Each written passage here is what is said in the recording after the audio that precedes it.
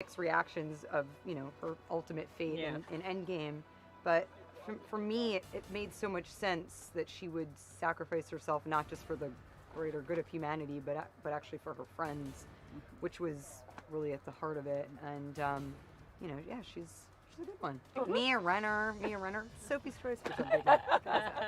So let's set it up where we are in the Marvel universe with this movie, because it's not a prequel. It's like kind of a mid-equal. A mequel. Yeah. That's a different movement that's happening soon. Exactly. It is a. Let's see. How can I Marvelize this for you? It is. You'll get good at this too. I'm just gonna stand say here and absolutely listen. nothing with saying so much. This is obviously pre-Infinity War and post-Civil War. Okay.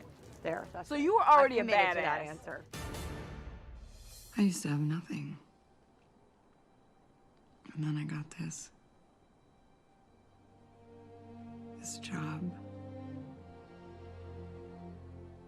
This family. I think what's interesting is to place it at this time. You already know the mythology of what she's gonna do in those movies, and so how she got to that place a couple years before by reuniting with these people from her past. Still fits. There's this guy called the Red Guardian. He was groomed by the Soviet Union to be the counterpart to Captain America during the Cold War. They developed super soldiers, and the Red Guardian was the Soviet Union's answer to Captain America. Mason, my character, is kind of like a fixer. I can get anybody anything they need. I got the helicopter, for example. If anyone that's needs your it, work? I can hook you up. Yeah, exactly. This is my work. Okay. So, so Natasha uses me a lot to get anything from a safe house to equipment to anything. But we've kind of got a little bit of a history, should you say, a little bit of a frisson, romantic undertones, if you will. And so, don't do that face. You look rather like it's just ooh, Otis got a girlfriend. No, there's some vibes. There's some vibes. But it's tough. When the person you're into is an international assassin. You know what I mean? It just makes relationships tough. No, then it keeps you in line. One Right. wrong move. Right, and she starts reaching for the drawer. You're like, whoa, I'm sorry about it. I'm sorry, baby, I'm sorry. Let's talk about her like she's not here for a second, Okay. okay? What makes Florence like somebody we really need to watch out for, like the one to watch? I have to watch out for all the time. She tries to trip me a lot. Into giving me hugs. I know, she's real cuddly. She's real snuggly. I mean, it's so embarrassing to talk about somebody when they're right I can there. turn around. But yeah, she's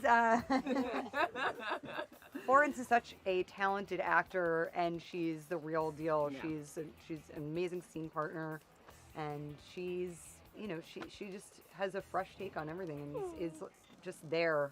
Meets you right there. It's awesome. I love working with her. The Love energy, it. I dig the energy between Well, them. we haven't always seen each fun. other in a week, so we're just Aw. like a lot of love. Yeah. I miss this one. Let's talk about this counterpart to Captain America. Yeah. Let's talk about the David Harbour versus Chris Evans. Come on. My waistline is a lot larger. So when I say things are bigger in this movie, I primarily mean my waistline. You are something. Yeah. No, because somebody talked about America's ass with me.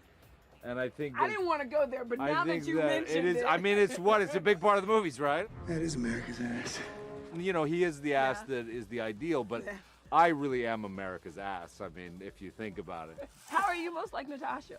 Oh gosh, I think Natasha's really good at compartmentalizing, and it's both good and bad. You also wear the exact same clothes Yes. every day. Every day we're the She wears same. these walking boots every day. It's really hard to get This her is out a of them. great choice. I'm like, Scarlett, give me the shoe. No. How are you most like Yelena in real life? Hairstyle mostly. Hairstyle mostly. I love the 2 ponytails. No, I don't know. Does she eat a lot? I think personally, if I would like to, I'm gonna answer that question for you. I'm quite stubborn. Yeah, you're both very you're fiery, salty. We have the similar. Oh, salty. Yes.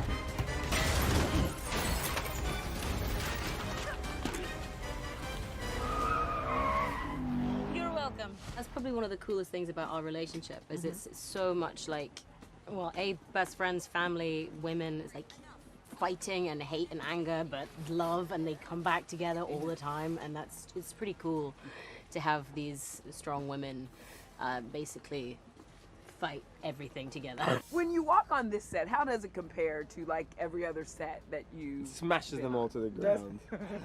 No, I mean it's great. I mean, in particular, you know, I just love working with talented people, and so Kate, our director, she's extraordinary. Yeah, they're all the toys and the guns and copped up, but yeah, it's working with great, lovely people. We have an incredible crew, but we have an amazing group of women who are just coming to work every day and just committed to making this something that's real and deep and visceral. There's a lot more security. Yeah. A lot of people don't want you to leave your sides around. It just feels big. Like the big action sequences are enormous. When it really sunk in was at Comic-Con 3 weeks ago or something, and we walked out, and that's when I was like, oh, okay, it's happened, it's happening. I'll go back now. You didn't know about that fandom. She didn't tell you about that fandom. I kept her in the dark. Yeah, and I got a hat from it as well. I That's needed why a she hat. went. She went for the free hat. Yeah, I managed to get my nephew to be an extra on one of the days, and so You really that's are the kind a of superhero. nepotism going on Heck at yeah. Marvel. The training, is it the same? No, it's way harder because I'm older now, so everything is more painful. I mean, I think I'm in pretty good shape. She's in great shape. Well, playing this role for as long as you have, like, keeps you. You gotta kick butt a lot, so it keeps you. Yeah, I am. That's right. I actually get paid to go mostly to the gym. It's so fun though. amazing. It's so fun. And you get to do it on set with Scarlett, and you're like, what is my life? Aw. Yeah, it's pretty cool. What, And you what- see my rickety old body, and you're like, oh no, I don't want that. No. Yeah. At some point, we all have to choose between what the world wants you to be and who you are. How proud does it make you, though, to know, not only I know you're teaching your daughter lots of good stuff, but to know you're leaving, like, this legacy for her to see of this woman, you know, forever. That feels like something that will be challenging to me and something that I've never done before. And I think that is something that I'm actually more excited to show her. If you know you can do something, but you don't know quite how you're going to do it, you know, taking that kind of risk and the reward that's possible is really worth it.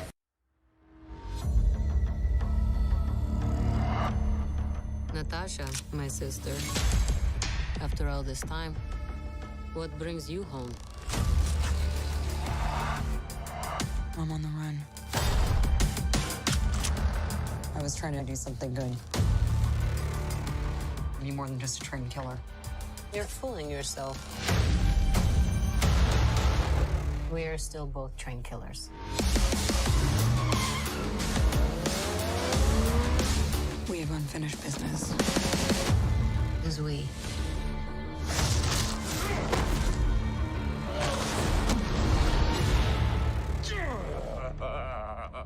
Still fits,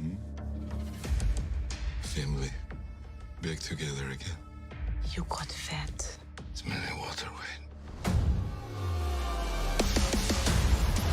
There's a new world of widows.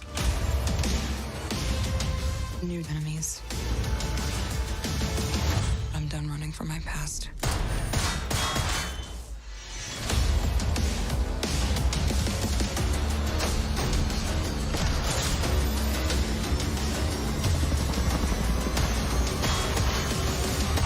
Who the hell is that guy?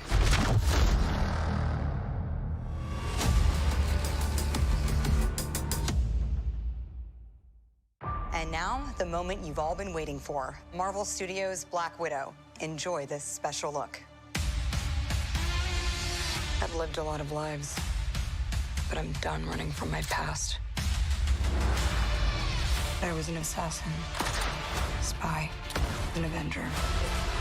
Before that, I had a family. On July 9th, We have unfinished business. we fight with you. The wait is over.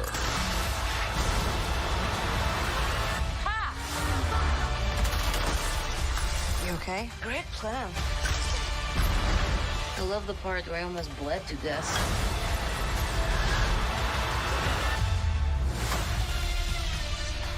Marvel Studios' Black Widow.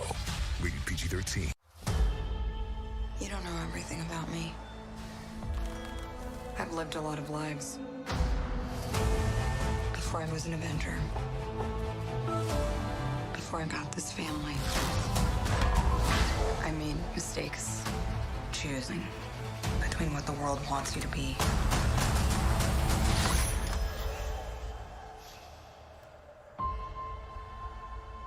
and who you are.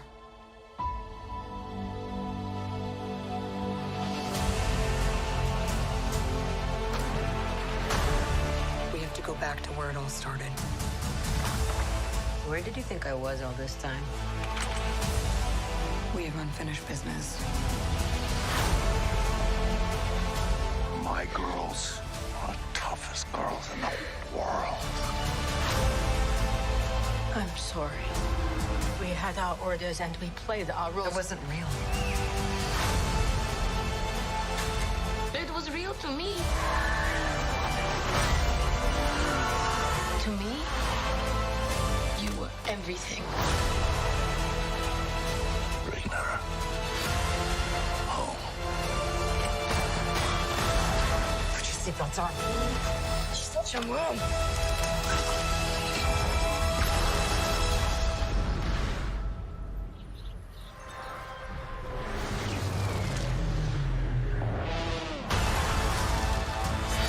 One thing's for sure. I'm done running from my past.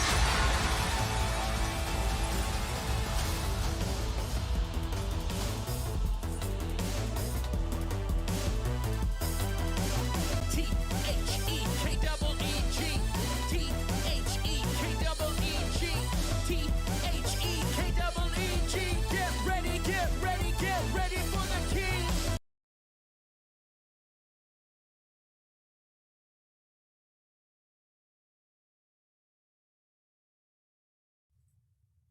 Okay, now people can hear me. Let me start over. We are live with another episode of the Keeg Live. I'm your host, Dimitri Pereira. The Keeg Live is the show brought to you by the Keeg, where we talk about a different geek subject every other geek week. So, this time around, we are talking about Black Widow, whether it be the movie that just came out that we definitely need to talk about. It can be the character. It could be the comics. It can be like...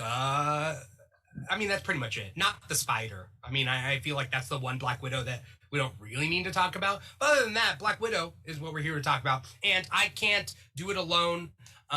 So I've brought two awesome guests with me. Before I introduce these two awesome guests, just know that we are streaming to multiple platforms right now. Our main platform is volume.com/The Keeg Show, but you can also find us on Twitch, YouTube, and Facebook. And if you're listening to us and not watching us, you're probably listening to our podcast on Apple Podcast, on Spotify, on Google Play. We're on iHeartRadio now. So if you, I would say you'd be missing out on our faces if you're not watching the live stream. But if you like our voices too and our thoughts, podcast works just as fine. Now, let me introduce my two guests. First of which, she's been on the show before, I think in the last couple weeks. You may know her as Amanda Just Vibin' on TikTok. We have Amanda Castrillo. Amanda, how you doing today? I'm doing good. Just got out of work. It's hot outside, but I'm good. How hot is it out there? It's 108 I feel like I'm setting you up for a joke. How hot is it? 108. It's very hot. I mean, that sounds super hot. Like, it's not that hot over here. And, I mean, it's still hot, but... Yeah. I think where you are typically tends to be like, you at least have like a breeze. We just have oven. Yeah. Yeah. Yeah. Yours is pure oven. Mm-hmm. Fans and oven. Well, I'm glad that you get to be on this episode. You always have some really good insight, so I'm looking forward to that. Thank you. I'm glad to be here. Yeah. And then we also have newcomer to the Keeg Live, but I've done Keeg related TikTok duos or duets. I don't know what they're called. We have Alexis Blake. You may know her as Alexis Blake Reads Comics. Alexis, how you doing today? I'm good. Thanks for asking. How hot is it over there? Not at all hot. How hot is it? No, okay. No, it was very rainy and cold today. Oh, I wish. Does it rain out where Amanda is? Does it rain ever? No. Yeah, it's just plain desert. It's just Tatooine, man. It doesn't rain. Yeah. Can you imagine Tatooine is just a planet full of desert? Like there's no different biospheres or anything. It's just every place on Tatooine is where you are right now. It's coarse, rough, irritating. It gets everywhere. Yeah. That's what they have on the city sign as they enter your city. Yes. Yeah. You are now entering that. They're staying in my house. I'm not kidding. Yeah. Is it really? Yes. It's like a beach? If you leave the window open, there will be sand in your house. There was a pile of sand in my kitchen. I'm not kidding. Okay. I have so many questions. But okay. We are here to talk about Black Widow. The movie came out about a week ago. Or was that a year and 6 months ago? No, wait. When did it come out? When was it supposed to come out? So many times. It was supposed to come out before COVID. No, it was supposed to come out during the time, and then COVID happened. So during that time, then it got moved back.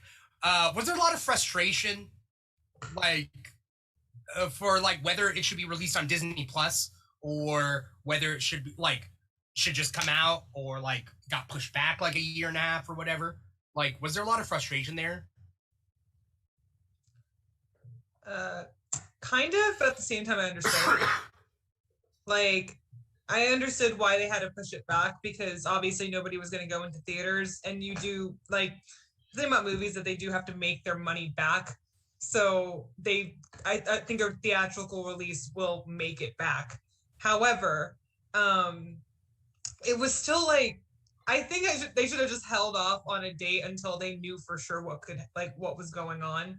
Because I think the frustration came from constantly changing the date. I would have much rather they go, we're going to push it back indefinitely. We'll get back to you when we know exactly what's going on. You know what I mean? Yeah. Because they changed the date 47 billion times. So. Yeah. Alexis, were you looking forward to the original date of release? And then was it frustrating seeing it move?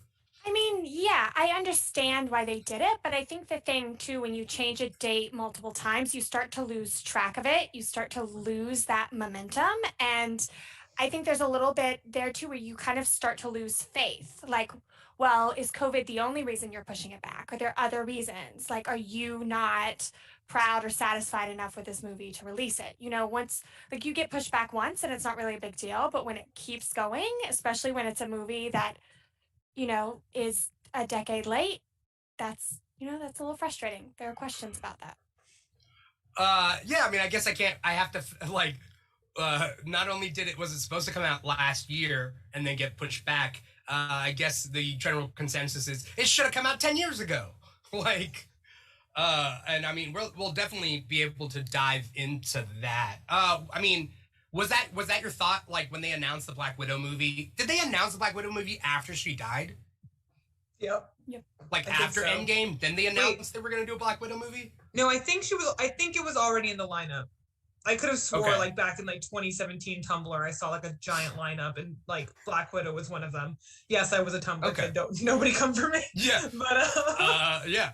But this is from a Tumblr. So I'm pretty sure that they had it lined up.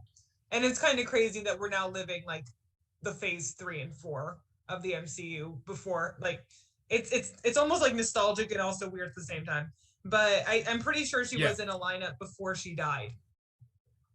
Before Endgame came out, I'm pretty sure the Black Widow movie was already a solidified thing that was going to happen. Yeah, because I think the question when she died in Endgame was, well, what's going on with the movie? I remember seeing her death and being well, that's going to be an interesting film. Is it, what are we doing? Right. It reminds me of, I don't know if you saw the SNL sketch that they did where it was Black Widow gets her solo film, but it's a romantic comedy with Ultron. Did anyone see that one? No. It's when Scarlett Johansson guested on an episode of SNL, and they were okay, let's do this fake movie trailer for a Black Widow movie. It was a long time ago. It was they were calling out the fact we didn't have a Black Widow movie back then, as people were. It was, I think, right after Age of Ultron, so that was topical. So it was like, she's just a normal city girl who's also a secret super spy, you know? And like, it's like Devil Wears Prada, and then like Ultron also works there or something. I don't know. It was weird. But they've been calling out the fact that like we should have had a Black Widow for a while now. I definitely am going to look that up later after this. Yeah. I thought it was funny-ish, you know, as SNL is. SNL has a wide range of like whether it hits or whether it doesn't. I thought it was like good, like middle of the road sketch. What were your thoughts then, knowing that like it's going to be released after she's dead? What are our thoughts? What were our hopes going into that? I kept hoping, I don't know. I don't want to get into the actual movie stuff, but like I kept hoping there was an out. Like there was a way she was still alive. Like I would have been fine. Like I would have hated the cop out, like, oh great, but then also been like hopeful for like her potential going forward. I could have just been like, I don't care. Whatever. I'm just gonna like retcon her death and like she's just a character that's alive from now on. And here's the thing too, it's like I kept having this hope like going in, like you said, where it's like hope. I was like, I wish she would come back. Like I wish that when Yelena whistled that she would whistle back. Exactly. Like I thought so too. Yeah. I kept having that thought over and over and over again. I'm like, this cannot be the end of Natasha. Because I think what they tried to do, they're like, yeah, Nat's gone, but at least you have Yelena now. And it's like, okay, I love her. I adore her. Like she's Florence Pugh, impeccable. Yelena, a mood. I love her and I'm excited to see her going forward. However, it's still so unfortunate that the character that we've had for over 10 years still technically didn't get a proper send-off. And the fact, I was hoping too, like, I'm so okay, she's dead. Like, can we please see like a Tony style funeral? Can we see like the Avengers actually mourning over her and not just Hulk throwing a bench? Like, can we can we please like have some respect for our girl who literally sacrificed herself for the greater good? Can we have that? And I feel like we still didn't. We just got a headstone, which how the hell did they get her body off of Vormir? Like, we didn't see Cap coming back calling her body. Like what? And I felt like there was so much the movie did right, as well as like so much the movie did wrong, and so many hopes that I had that were still not fulfilled, especially since like, again, we've had this character for over 10 years and she's still needing to get a funeral. What? Like, it's a frustration, you know? Yeah. Alexis, thoughts? I mean, I think the one thing, like I remember from Endgame, was that the Russos were pretty quick to be like, well, Natasha didn't need a funeral because we're going to see her again in this movie, right? And so to see her again in that movie and still not get a funeral, I think was especially annoying, because I'm like, you teed it up for yourselves, you had the opportunity, and you decided that this tombstone in front of a tree, presumably in Ohio, was good enough. But I think going in, some of my particular hopes for the film was that we would get a little bit more of an origin for her. Like that would be bundled into the package we got as a movie, and we really didn't. We got hints at what Yelena's origin was and how the Red Room experience was for her, but we didn't really get a lot of that from Natasha. And I wanted some of what the Red Room was like for Natasha, and I wanted what S.H.I.E.L.D. was like for Natasha. I wanted more about what that first mission in Budapest looked like, and not to get any of that was a little disappointing. Right. Let's talk. I mean, let's use that to segue into the actual like movie. I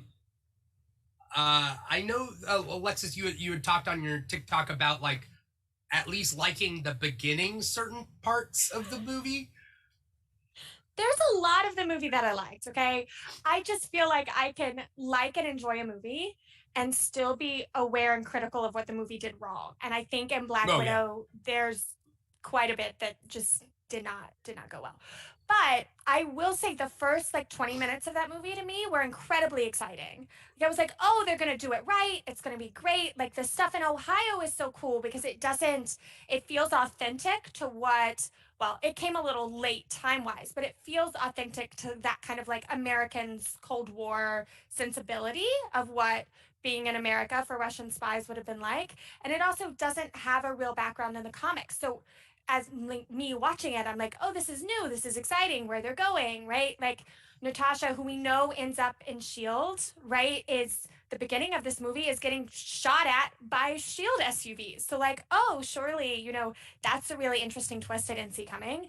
I think setting up the sexual exploitation angle with the trailers in the first 20 minutes of that movie, like that imagery was really powerful. And the opening credits to me were just phenomenal. Like I would just watch the opening credits, like the title credits on loop. I thought that was so clever as a way to kind of set the mood for not the original Red Room, because that would have been Dottie's Red Room, but like what that Natasha kind of Red Room era looked like. So to me, like the first 20 minutes of the movie and then like the 2004 2005 miniseries update near the end with the breaking of the nose, those were my favorite parts of the movie. So in the beginning when I saw, like, I was trying to kind of focus on like what was going on in that beginning because they were in Ohio and there was like a perfectly like diverse mix of children on the street. Part of me was like, it's a Russian like training facility neighborhood. Sorry, I'm getting over a cough. Russian training facility neighborhood, or based on Ohio, but in Russia. Because it was like weirdly perfectly diverse. But like, I don't know whether it would have been that if that was real America. But, and then you see SHIELD trucks coming, and then I was like, oh, wait, okay. And maybe it's me and my simple mind. I was thrown off a little bit. I think it was actual Ohio because they did end up in Cuba. So I think it would have been a very long way with a tank of gas to go from Ohio to Cuba. Especially with a I figured it out at a certain point. point. Front seat, she would have died. But I think especially movies probably. Oh, are you okay? Are you okay, homie? I'm dying. No, don't do that. Not with the Brona. But I think movies had like, especially like movies in the 90s, 2000s, early 2010s, had this issue of like not showing diversity. So people just assume that some places aren't like as diverse as they actually are because it was the 90s. I would understand if it was like the 60s or the 70s or like somewhere where it's like, it's kind of iffy. But there was diversity. People just didn't show it on screen. So I think it was actually kind of realistic that you had like pretty diverse people because people did live like all together and they still do, obviously. But it was a little bit more of a mixed bag than people would let it to believe. And so as far as like it actually being Ohio, like it definitely was Ohio, but again, like the whole travel time between Russia and Cuba would be very, very, very long. Of course. And it was so bad too, because in the beginning scene, I actually like, I knew it was fake, but a part of me was like, oh, this feels real. You know what I mean? Mm-hmm. Like, especially when like Melina like kissed her like knee, and I was just like, this feels oddly real. And then when she was just like, I don't want to leave, and I was like, am I about to cry already? like I was already feeling something. And then when they finally get to Cuba, and like part of me was expecting like their father, Alexei, I was expecting him to like help the girls, and then he didn't. And I was like, I knew in my heart that he wouldn't. But in my head, like, I mean, I knew in my head that he wouldn't, but in my heart, I was just like, oh, he cares for these girls. He has to care for these girls. And then he lets them get injected and taken away. And I was like, oh my God. Like, I knew that they weren't messing around with my feelings after that. Because you just see like the demeanor just flip. And the concern just kind of fall away as soon as he passes Melina off. And I'm like, why did part of me think that he actually gave a shit? And like, it hurt. Like when I saw them get taken away, it physically hurt. Yeah. when we see Melina and Alexei talk in that beginning scene about like Melina, I think was the one to say, "Hey, why don't we just run or whatever?" I don't want to go. Yeah. I don't want to go. And then Alexei was like, "No, don't say that. Don't talk like that."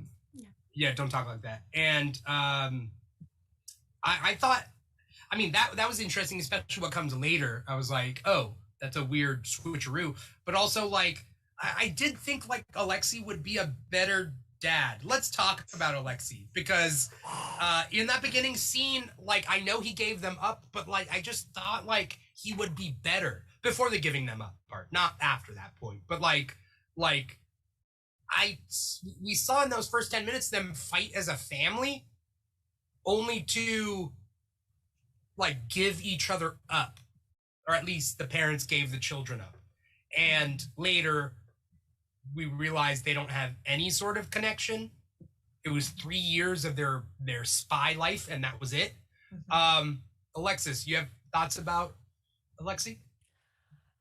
Yeah, I think to me, Alexei and the way he was handled ended up being one of the bigger flies in the ointment to what this movie was.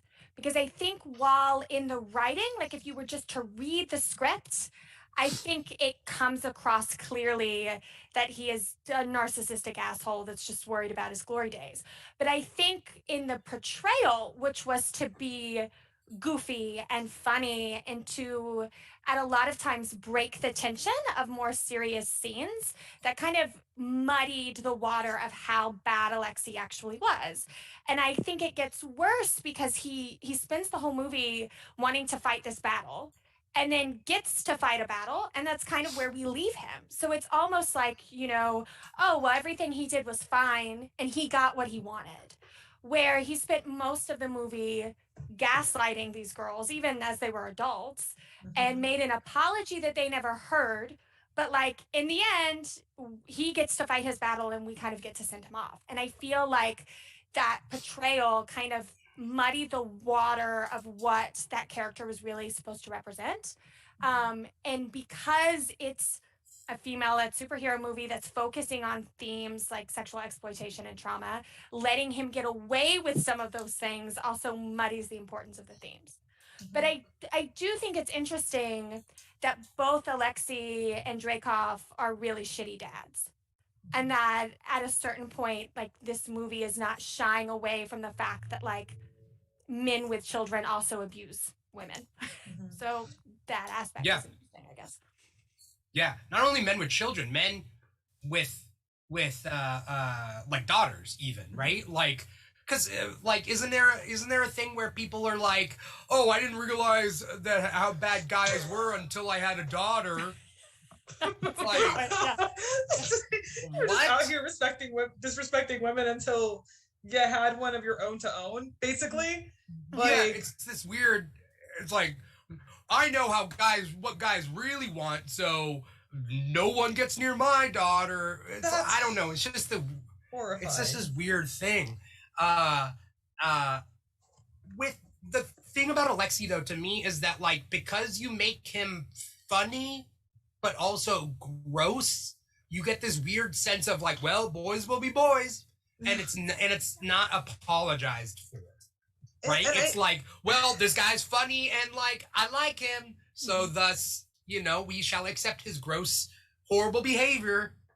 Like that's another thing that really kind of bothered me about the movie, like looking back on it, because I'm one of those people where it's like I react feeling first and then like brain second, and I have to really look back at something and analyze something and be like, wait, actually, but because like one of the things that kind of bothered me about Alexei as a character is the fact that like he is the reason why, like one of the reasons why all these awful things happen to these girls.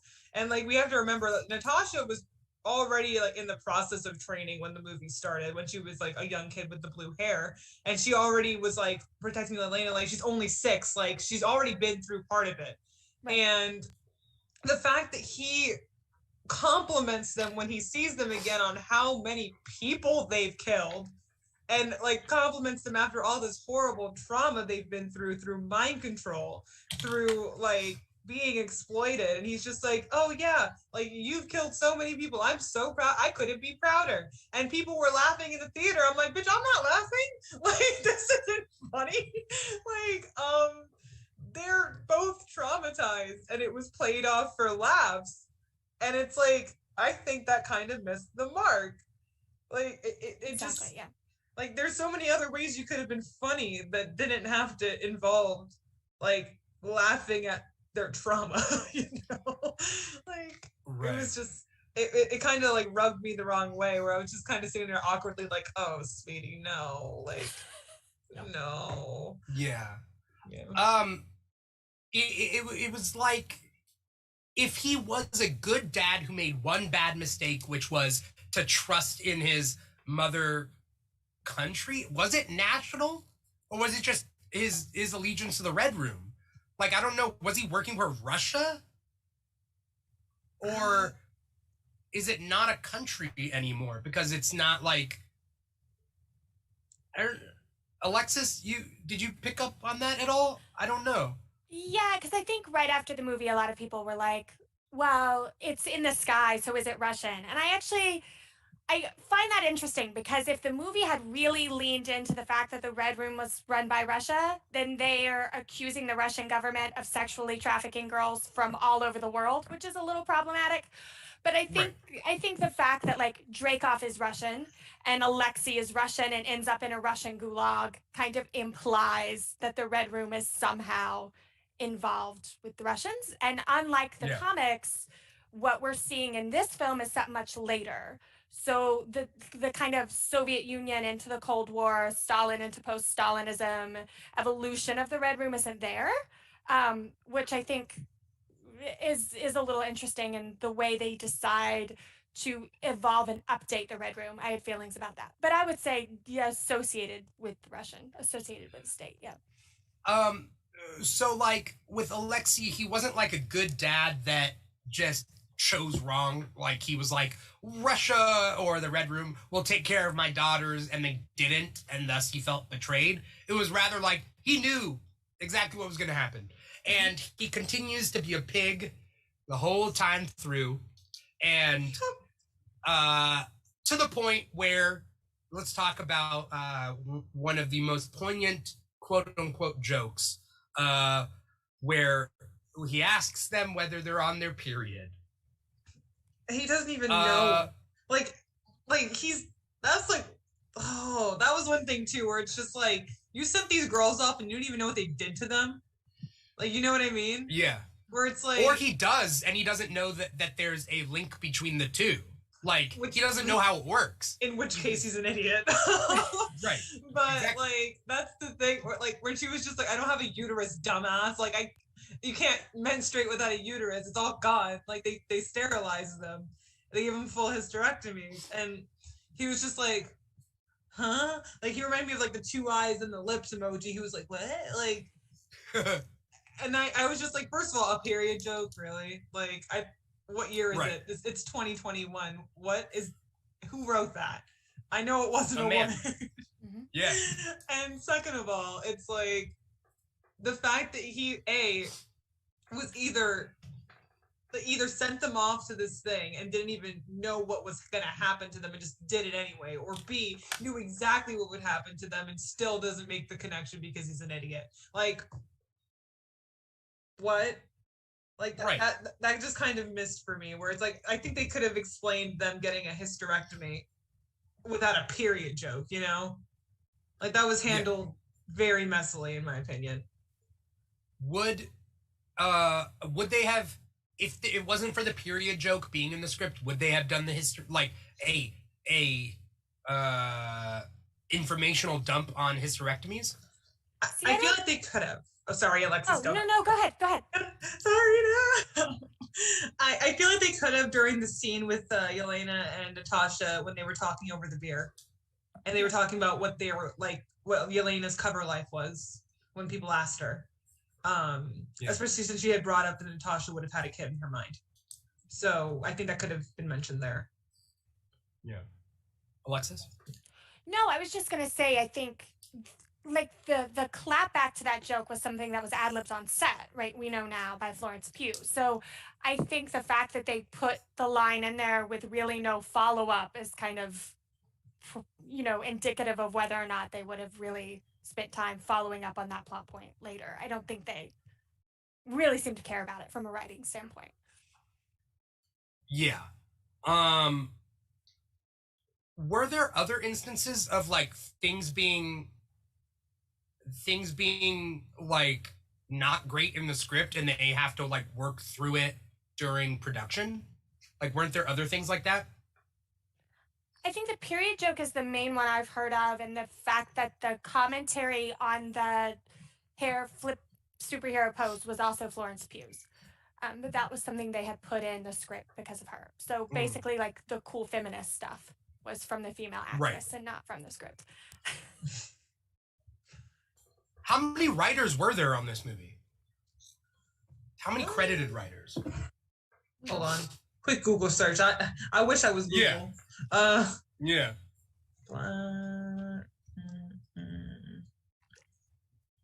That's the one thing where it's like, I am not an encyclopedia. So it's Jack Schaefer, Ned Benson, and Eric Pearson. So one lady and two dudes. And the lady is the director, right? Jack Schaefer. The director is... Kate Shortland. Yeah, I was going to say, like, it's not Jack. Okay. What did Jack work on? What am I remembering her? Jack? Let's see. Did she do WandaVision? Yes. Okay. On this one, though, she got the story by credit, and there were articles at the time that it had been taken from her and rewritten. So that they were basically giving her the story by credit for like trying, but that they took it and rewrote it. And like part of that conversation was that it had been written to be more of an origin story, and Kevin Feige wanted it to be more of a family drama. So when they rewrote the script, they were trying to make it more of a family drama and take out some of those origin pieces. We have Sylvan Fox in the comments. Sylvan says Florence Pugh is known for having lines ad-libbed in last minute that happened in Little Women as well. She has great instincts, is what Sylvan says. Did Florence Pugh ad-lib about hysterectomies in Little Women? No. I'm joking. It's like, what? That would have been a shocker. I didn't know that you could ad-lib. Okay. I never saw Little Women. Have either of you seen Little Women? Like the Florence Pugh one, the new one? I haven't, no. I have not. I haven't seen it either. But I didn't know that she's known for ad-libbing, which is kind of cool. Sylvan says no, she has a monologue about money and marriage. Now marriage is an economic proposal. I've seen a clip of it, but I haven't seen the whole movie. So she ad-libbed that? That was pretty dope if she did. Yeah, that's pretty cool. Yeah, I did like that monologue because I saw like a clip of it during like a Watch Mojo video. Yeah. How come Alexei seemed like a different person in those first 10 minutes than he did later? Like he seemed like a scientist type character in that beginning part. Right? Like he was working for S.H.I.E.L.D. as like something, not an idiot, right? I feel like it may have been a time thing because he spent a lot of time in prison. Like he spent a lot of time in prison. So I feel like he may have gone a little bit wacky after that. Because he did seem a little bit more clean cut in the first beginning parts, but then 21 years passed. And he was spending his days breaking people's arms, doing arm wrestling. And like reminiscing about his glory days and playing with like whatever people send him in the mail. So I think he may have gotten a little bit in his own head after like over 2 decades of just kind of being in prison. But he did seem a little bit more like sharp before that. Now he's a little bit more like kind of bumbling, if that makes any sense. Oh yeah, for sure. A little bit more bumbling, you know. Amanda, do you know the the Black Widow comics at all? So I'm like an MCU person. I know that gets a lot of people mad. I am very much a movie and TV show person.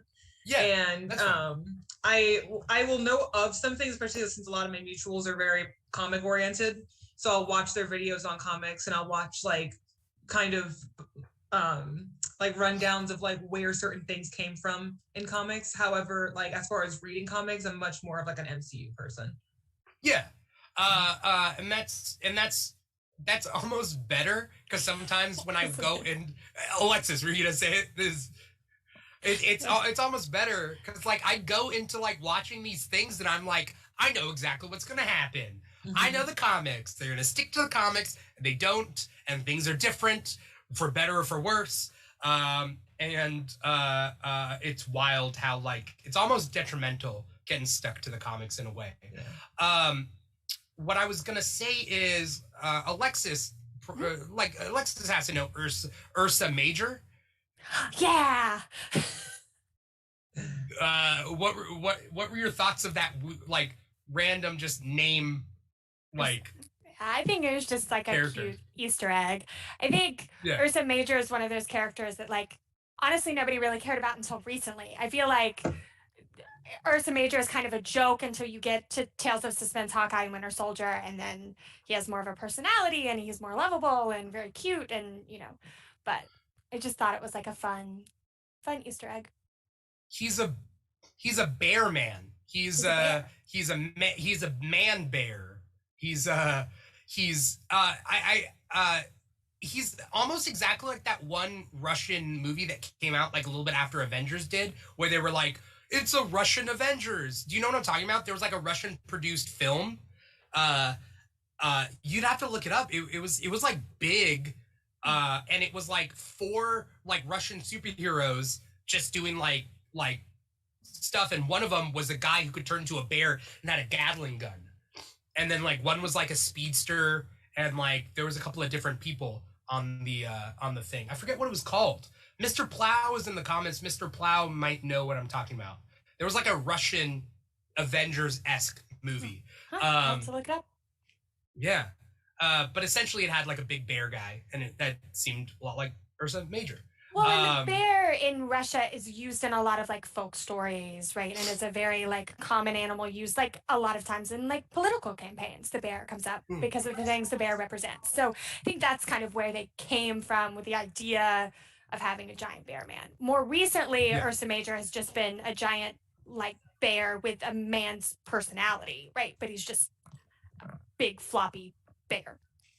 Right. Talks. Mr. Plow says it was called Guardians.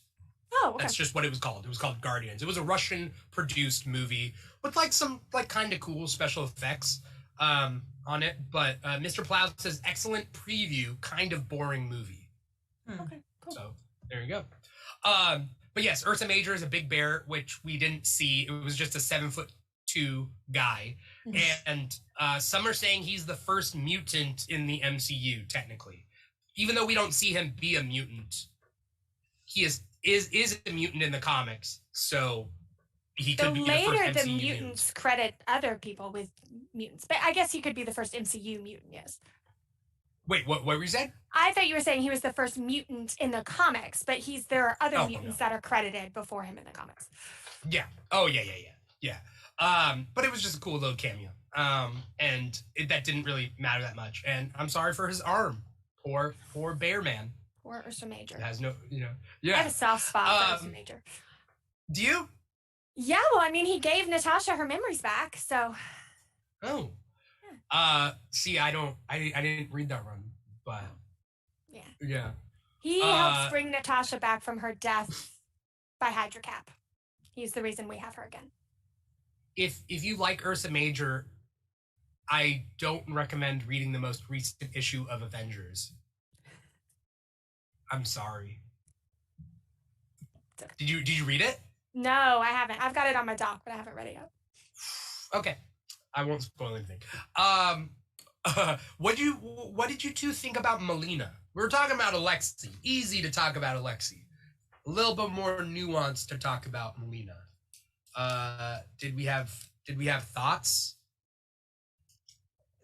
Definite thoughts. I think the reason why there's more nuance when it comes to Melina is because she's been through it. You know what I mean? Like she's been through everything. She's had to go through everything. She's also been exploited. She's been like basically shaped into someone who is supposed to shape other people into what she is. And Right. it's kind of like the cycle of abuse, if you think about it that way, where like it just keeps happening and happening and happening because nobody breaks it and nobody knows better. And I think that the reason why it makes Melina seem like a little more palatable than Alexei is because she had to firsthand go through everything that the both girls have gone through, and then after that also be weaponized and also have her skills and her knowledge used for pretty nefarious purposes. And I think like as far as like a lot of it's concerned, like the pig scene had me on like the edge of my seat, and I was just like, oh my god, because you can just see how like far it had gone for her, where like both Nat and Yelena were just like, can you please do something? Like this is getting a little bit far. Like we understand, we get it. Can you stop? And it took a second for her to be like, oh well, okay, start breathing again.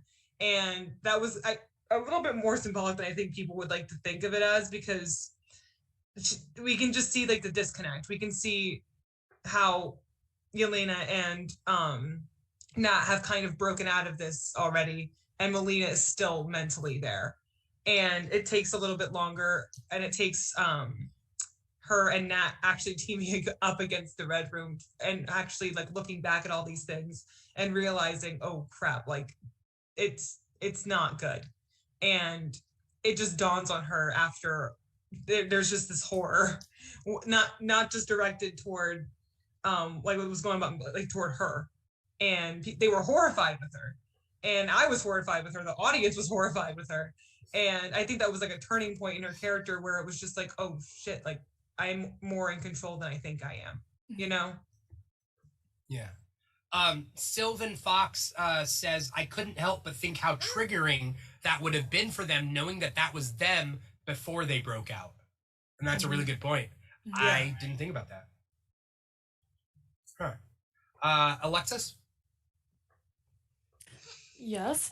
No, I mean, I agree. I hadn't really thought about Melina's character that deeply. I think the one thing I missed was that I wanted to see more of the conversation that led her into deciding to fight back against the Red Room. I think we saw pieces of that, but there was so much more that I wanted to see there. And I think that character arc for her is particularly interesting because when we start the film, she's the one that doesn't want to go. And then we see how trapped she's gotten in this lifestyle, but we don't really get to dwell on the moment that she decides that she's had enough. And I would have liked to see more of that. Yeah. Let's talk about Yelena and Florence Pugh.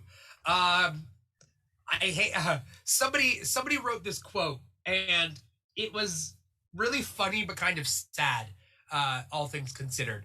And that is, if you what's the quote? I'm trying to remember the quote. It's like, if you want people to think that you're good at something, don't have somebody standing next to you doing the same thing better. And basically they were just saying like, this is supposed to be Scarlett Johansson's movie, but you have Florence Pugh acting her butt off. Is it general consensus to say that like Florence Pugh did an amazing job acting wise in this? I think so. More so than Scarlett Johansson? I don't think necessarily like better, more, I think just more captivating. Like I felt like it was more so Yelena's story than it was Natasha's, if that makes any sense. Like every single scene that Florence Pugh was in grabbed me. And I was sitting there and I listened, especially the scene where she was just like, don't say it wasn't real. It was true. You were my mother. Like you were the best part of my life, even if it wasn't real. And I felt that. I was just like, oh my God. Like I wasn't even paying attention to Scarlett. And that's the thing where it's just like, I think the mistake is like, at the end of the day, for a movie called Black Widow, it wasn't really about her.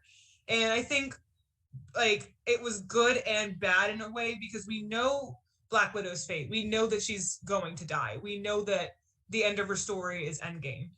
And so I do think it was smart, I guess, to kind of shift the the stakes and shift the overall arcing plot to the widows and Yelena, and like kind of pass the torch. However, it kind of circles back to, well, why didn't we get something for Natasha before this? You know, I feel like this would have been a good finale trilogy. You know what I mean? Yeah. I feel like this would have been the end of her trilogy. We should have had 2 movies before this, just like we got for Iron Man, just like we got for Cap, just like we got for Thor. This should have been her send-off. It shouldn't have been the beginning. You know what I mean? And I think that's where it kind of like falls flat in a sense, because yeah, of course we have to care about something else, because we know that no matter what, Nat's going to get out of this movie and she's going to die later. So we can't be like, what's going to happen to Nat? We know what's going to happen to Nat. Right. We have to care about somebody else in order to care about the movie. But at the end of the day, why is it called Black Widow if ultimately at the end of the movie it was about Yelena and it was about the widows, you know? Yeah. Alexis, do you have? I think there are 2 points that come up for me when I think about it. And one is that, and I've said this a lot, but one of my main issues with the film overall is that, like, what conceptually it should have been at its core and the way it's presented are often at odds.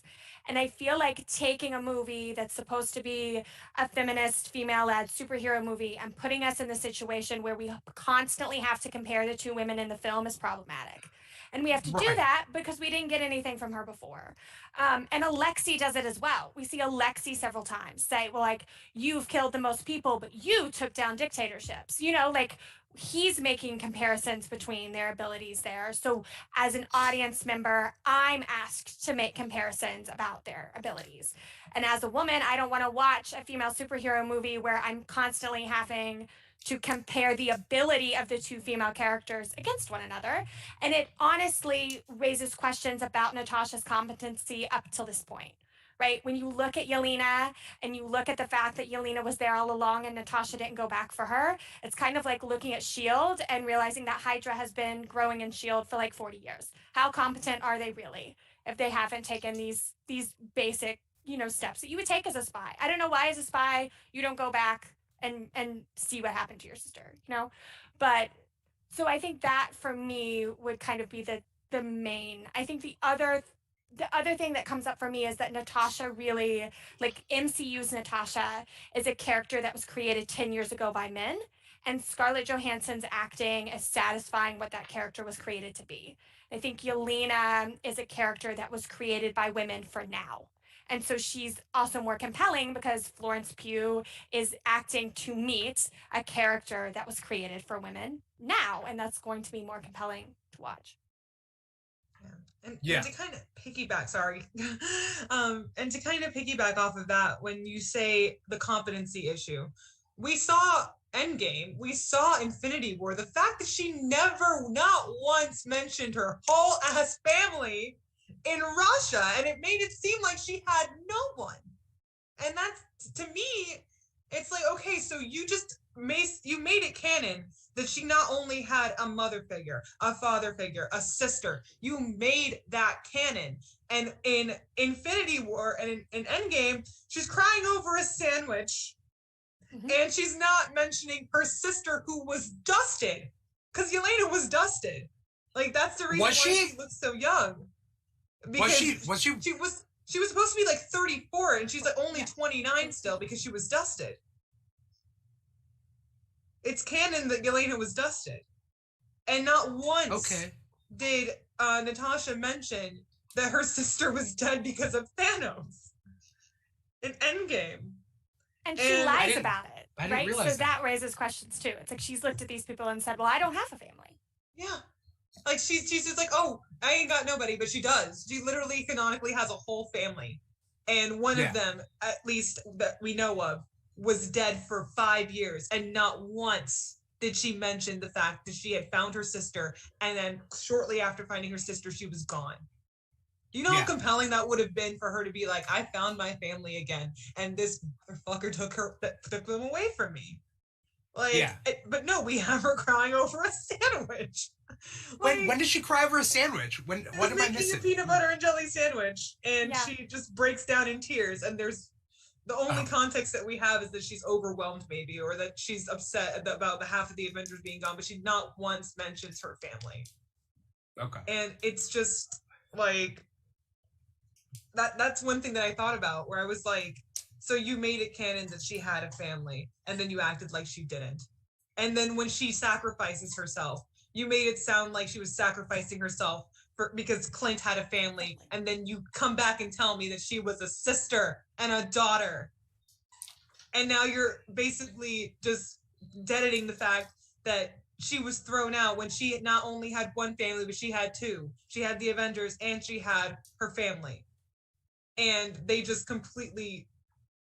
She threw herself off a cliff after that. Yeah. That's one thing where it's like, okay, if you connect it back, then why did you make it sound like she had no one? Why did you make it look like she had no one?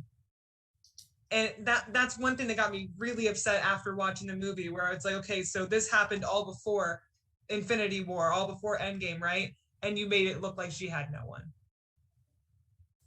I remember sitting there in Endgame on that Vormir scene, not knowing who was gonna die, because they kept like pulling the rug out, right? Mm-hmm. And they kept fighting over who was gonna die. I knew who I wanted, and I did not get what I wanted, and still to this day, I'm like, Clint should have died. Everything that Clint does, which is nothing up until this point, Clint training Kate Bishop could have been Black Widow.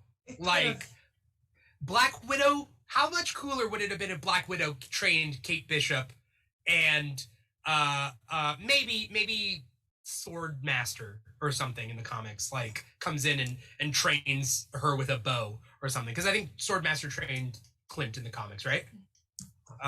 And so, but the point being is that, like, we don't need Jeremy Renner. Like, who's asking? Who's asking for more Jeremy Renner? I don't think anyone's asking for more Jeremy Renner. I'm sorry. But like, wait, what'd you say? You could replace him with a lamp, and I would not tell the difference. Right. Like, right.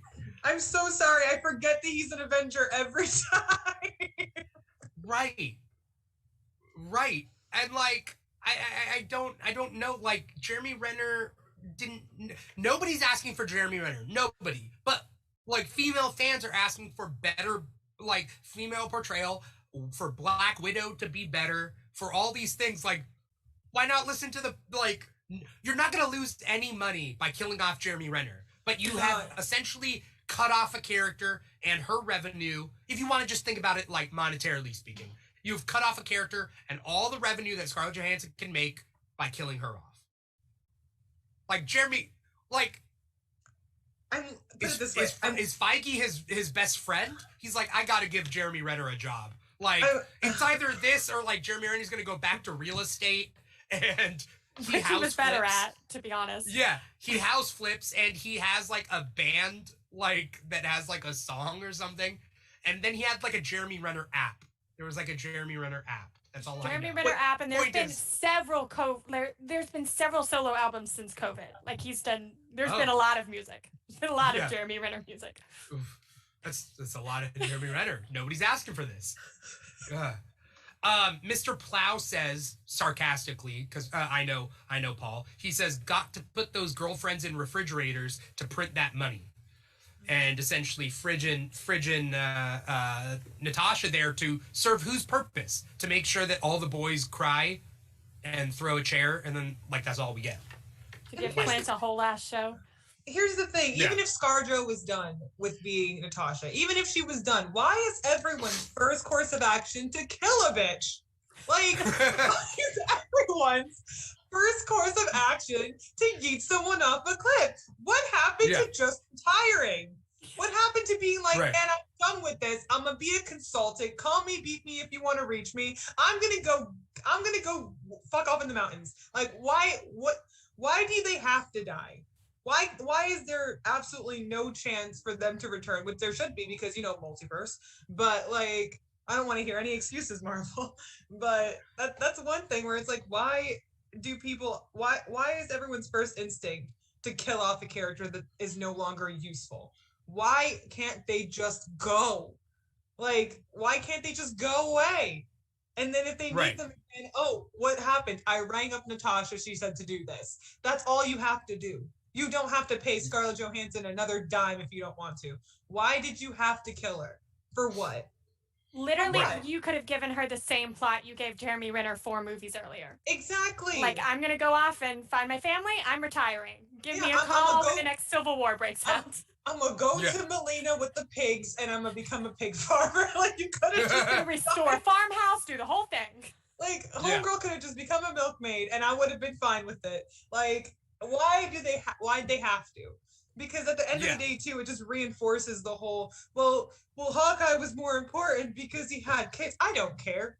Like, I don't care. Call me heartless. I really don't care. Like, I don't care. Linda Cardellini deserves better than this. I don't care. Like, I mean, Hook Natasha. And their life has he been? Like, he's not been there for much of it. So, exactly. Like, does it affect the kids that he's gone? I'm not sure that it does. Yeah.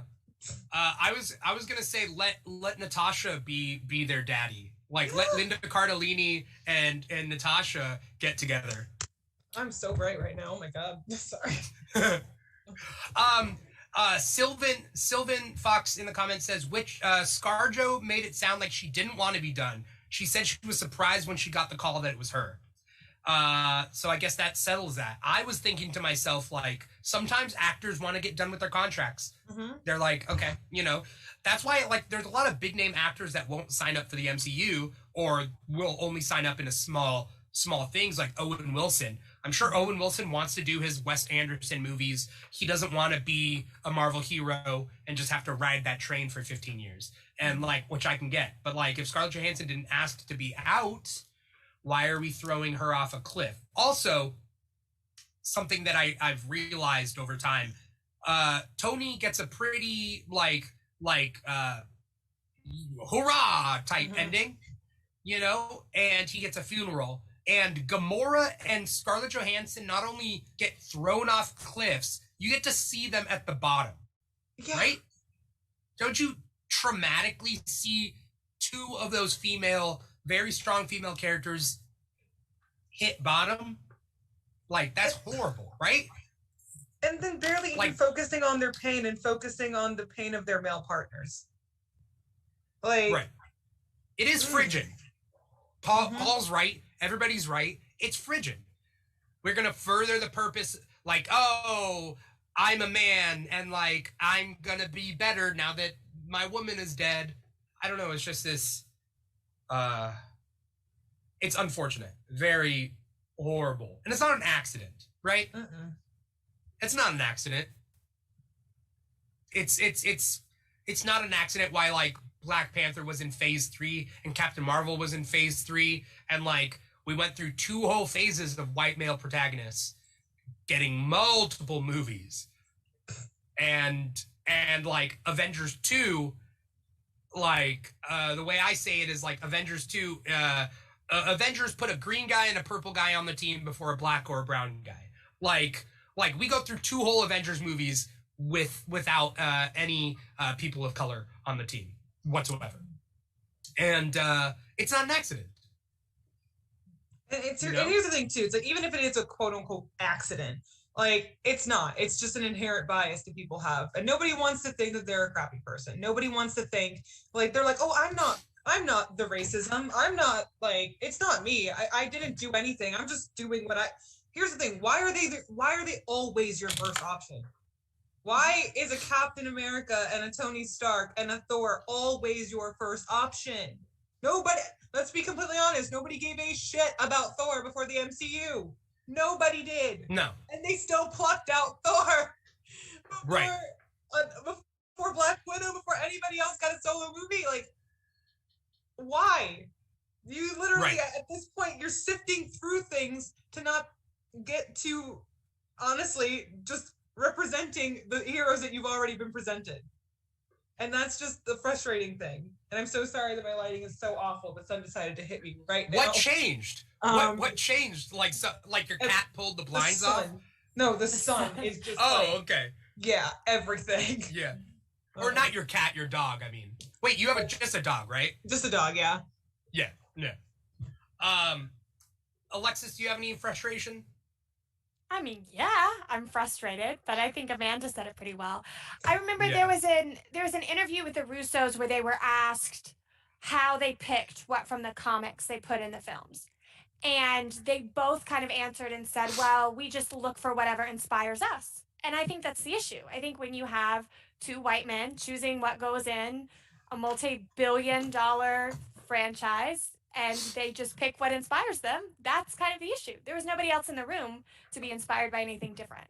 And I think that's the issue Marvel's had for a long time. I know Neil always says there were 10 movies led by a white guy named Chris before they decided to do anything different, and that's pretty much, I think that's the reason now that Marvel is still missing the mark with its female-led properties or its more diverse properties. So while everybody else put the training wheels as to how to write those stories, they put those training wheels on 10 years ago, Marvel is doing it now, right? And they're wanting credit and they're wanting accolades for things like, dropping that Loki is bi now, when that is no longer impressive. And then doing nothing about it.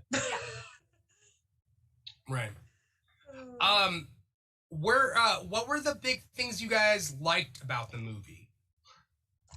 I like the action scenes. The action scenes were cool. I didn't feel like we got enough of them. I think. I'm trying to think now. A lot of the cuts in the action scenes on this one. Oh, were there a lot of cuts? It reminds me of like in Taken 3, and I haven't seen Taken 3, but there is a clip I've seen where it's like 75 cuts, all of Liam Neeson trying to jump over a fence, and it's just like cut. Like it's just like from all these things. It's like he can jump over the fence in one go. Like, let's just splice everything together. It's ridiculous. If you look it up, you can find it. But I mean, it was very Jason Bourne, right? Wasn't like a lot of the action kind of like Bourne-esque? The issue that I had with some of the action was that it also put Natasha in a place of incompetency, because over the course of the MCU, Natasha has been known for her adaptability, and we see that adaptability consistently in her fight style in the films, right? She's one that typically adapts her fighting style not only to match her ability and her stature, but to match who she's fighting against. And so to have Taskmaster as one of the villains who is consistently changing their fight style to mirror people Natasha has fought with, and thus should know how to respond to fighting against, not to see her adapt her fight style at all, was pretty problematic. I mean, I love the action between she and Yelena, and I love some of the more Bourne-esque action in the film, but to me that stood out. Like, you're looking at a Taskmaster as he's fighting you like the Winter Soldier, and you don't know how to respond. You're looking at Taskmaster as he's fighting you like Hawkeye, who trained you in S.H.I.E.L.D., and you don't know how to respond. The man is throwing a shield at you. You know how to use that shield. You fought with that shield, and you have no reaction except to look at it, right? Puts Natasha in kind of this weird place that I didn't like. So that stood out to me from an action perspective. Yeah. I said it before in like one of like my brief reviews about the movie, that the fighting kind of reminded me of Atomic Blonde, where it was like tactical but also like impactful, and like it wasn't just like kind of fighting. It was like you felt it, and it was more raw, I guess, like more gritty and less like tactical, if that makes any sense. Like, you heard all like when Yelena like screamed and smacked her with a plate, I was like, oh god. Like it got dirty. And I do appreciate that, where it kind of did show like a little bit of a like less clean cut method of fighting.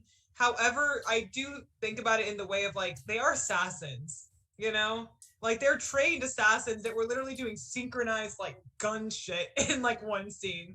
And at times it felt a little sloppy, if that makes any sense. Like I was literally just watching them do synchronized like poses in like all at the same time in unison. And I feel like it would have been a little bit more like, as much as I liked seeing how like sloppy it could get, at the same time I'm like, but why are y'all sloppy? You know? Like, why are you sloppy? Because even then people like will even be like, oh, they're fighting each other, they're sisters, they're not actually trying to hurt, they were trying to hurt each other. Like they literally had to tell each other to stop because they would have choked each other out.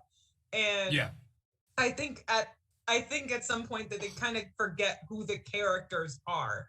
Like, again, this is Natasha, a super spy. She was trained in her bedroom. She could do things in unison. Like Alexa said, she can copy people. She can mimic fighting styles. Why are y'all just like going ham and throwing plates and shit? Like, you know what I mean? Like, it kind of, it was fun and it was cool and I enjoyed it. However, at the same time, I was like, is this Natasha though? Like, is this Natasha fighting? Like, it felt a little bit off. Let's talk about Taskmaster. Alexis is correct. Like, it would have been nice to see Natasha almost try to keep up with Taskmaster as far as switching styles, to find styles that worked, but she kind of hit it with the same style. But separate than that, the Taskmaster reveal at the end that it is Olga Kurylenko's, she's the character.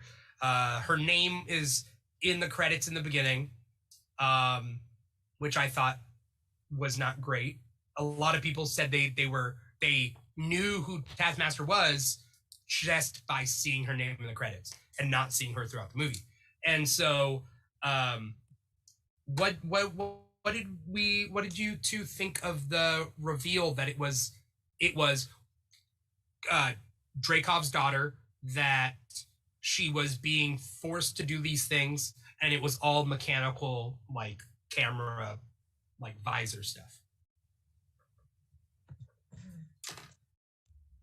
I think it was, I kind of expected it at a point, especially when I heard like dead daughter and like your mind just kind of goes there immediately, especially if you've seen enough movies and you've known enough twists where you're just kind of like, okay, I feel like this is where this is headed. And then you're kind of validated in that point, which I don't think is necessarily a bad thing. Like, I do think that setups and payoffs are a good thing, if that makes any sense. Like, it's not fun when things come out of completely left field where it's like, okay, it's apparent that the writer just pulled that out of their ass. Or if something is like too blatantly obvious. But I feel like where it kind of got blatantly obvious, especially when we saw the flashback, and I was just like, okay, I've seen enough explosions to know that not everybody dies in an explosion in a movie. Like, that's just where your mind goes. And I do think it was impactful because it kind of shows that he will stop at nothing, you know? Like, where it's like he will even use his own kid who's already suffered enough. And I do think that was, like, it did kind of stay consistent with the theme of the movie. However, as far as it being like a big twist, I don't think it was that big of a twist, you know what I mean? Like, not that big of a twist. Should it have been bigger? Not necessarily. I don't think every single movie needs a giant twist, you know? Like, I think people have gotten too comfy with like being the crazy conspiracy theorist, if that makes any sense. And they're looking for like this giant, humongous thing that's gonna blow their socks off, but not everything has to do that to be impactful. You know what I mean? Like, just kind of seeing it was confirmed and just kind of seeing like, wow, your kid went through that and you still were that much of like a piece of garbage to not help her recover, but to turn her into a weapon. Like, that the point was made already. And I think that was the point. I don't think it had to be like, oh, it was Agatha all along. Like, it didn't. I don't think we needed that, you know? Not for this movie, at least. Yeah. Alexis, do you have any thoughts on the reveal? I pretty much feel the same way. I don't think it was surprising, but I didn't think it needed to be. And I think what is scary about Taskmaster is that she's a daughter whose father decided to keep her silent so he could continue to abuse her. And I think when you look at it that way, that even the way she is mimicking, even though that's something that the Taskmaster does, that you can read into that and say, well, this is a woman who is mimicking the world around her because she doesn't know how to be a part of it anymore because of the trauma she's endured. And I think that's all really interesting. I do wish they would have leaned into that a little bit more, because I think that idea got really lost in kind of the other stuff that was happening in the movie, and the way that we see, Taskmaster. Like in the beginning of the movie, to me, Taskmaster was very much like a cyborg putty. Like if you took a putty from the Power Rangers and made it a cyborg, like that was Taskmaster. And I wish there would have been kind of some sort of way to, even early on, to kind of like lean into the theme of Taskmaster, who is this woman that is forced to remain silent. Yeah, sorry, Amanda. And the fact that they barely touched on the fact that she was sentient, like she was aware. That's like the horrifying part, is that even if she was being controlled, she was aware. Like everything that she did was consciously outside of her control. It's not like they wiped her memory. It's not like she woke up from a trance. She knew what she was doing and she couldn't stop. And that's like a theme of like just complete loss of autonomy, where this horrible thing is happening to you. And that's another thing too. It's like I said this before too, where it's just like this movie had heavy themes of like bodily autonomy and like a woman's right to choose what to do with her own body. And that was like one of the main things, where it's like you literally just left us with the fact that she knew, because she said, it's like, is he gone? And so that's how you know that she was conscious, that she knew what was going on, and that they only touched on that once. And I'm just like, so you mean to tell me that this poor woman lived decades of her life being used and abused and knew what was going on the whole time, and she couldn't stop it? That's fridge horror. That is horrifying. And they just touched upon it once. Mm-hmm. And that's another thing where I felt like the movie fell a little bit flat, where like even a quick scene of like, because we saw her with her helmet off, even a quick scene of just like tears welling in her eyes, or her like looking like in her eyes like, I don't want to do this, like that would have shown us something. Anything. And then when we finally see her relieved that she's no longer under control, it would have hit harder. Because at first I was just like, you mean to tell me she knew and she couldn't stop? Like, that's awful. And they had all the building blocks there, and I feel like they just didn't build the freaking castle, Like, ugh. Were we talking about in the beginning that like Marvel seems to be aiming for everybody at once? Was that during the show? Anyway, the fact like they don't go they won't go 100% into like pointing the fingers, right? Mm-hmm. Like Mr. Plow brought up big Harvey Weinstein analogy, and with Dreykov, which people have been pointing out, but like these are real traumas that people face, and chalking it up to just kind of superhero antics sometimes devalues the actual trauma. Yeah, that's all I have as far as that. I was also I didn't know whether using that red dust thing on Taskmaster would actually stop her from trying to kill Black Widow. Like, I wasn't sure if there was actual hate there either, like, or whether that was all. But the fact is, like, all those widows' autonomy got taken, and obviously we see with Alexei and the Red Room's training or treatment of Alexei is that it isn't just the Red Room horribly taking the autonomy from everybody. Like, sure, Alexei got thrown in the gulag, but like their treatment of Alexei, so much different than their treatment of the widows. And of Melina, who was a widow, but then ended up just being like, I mean, she used to be a widow and then became like more of the engineer, the architect. Afterwards, the architect. She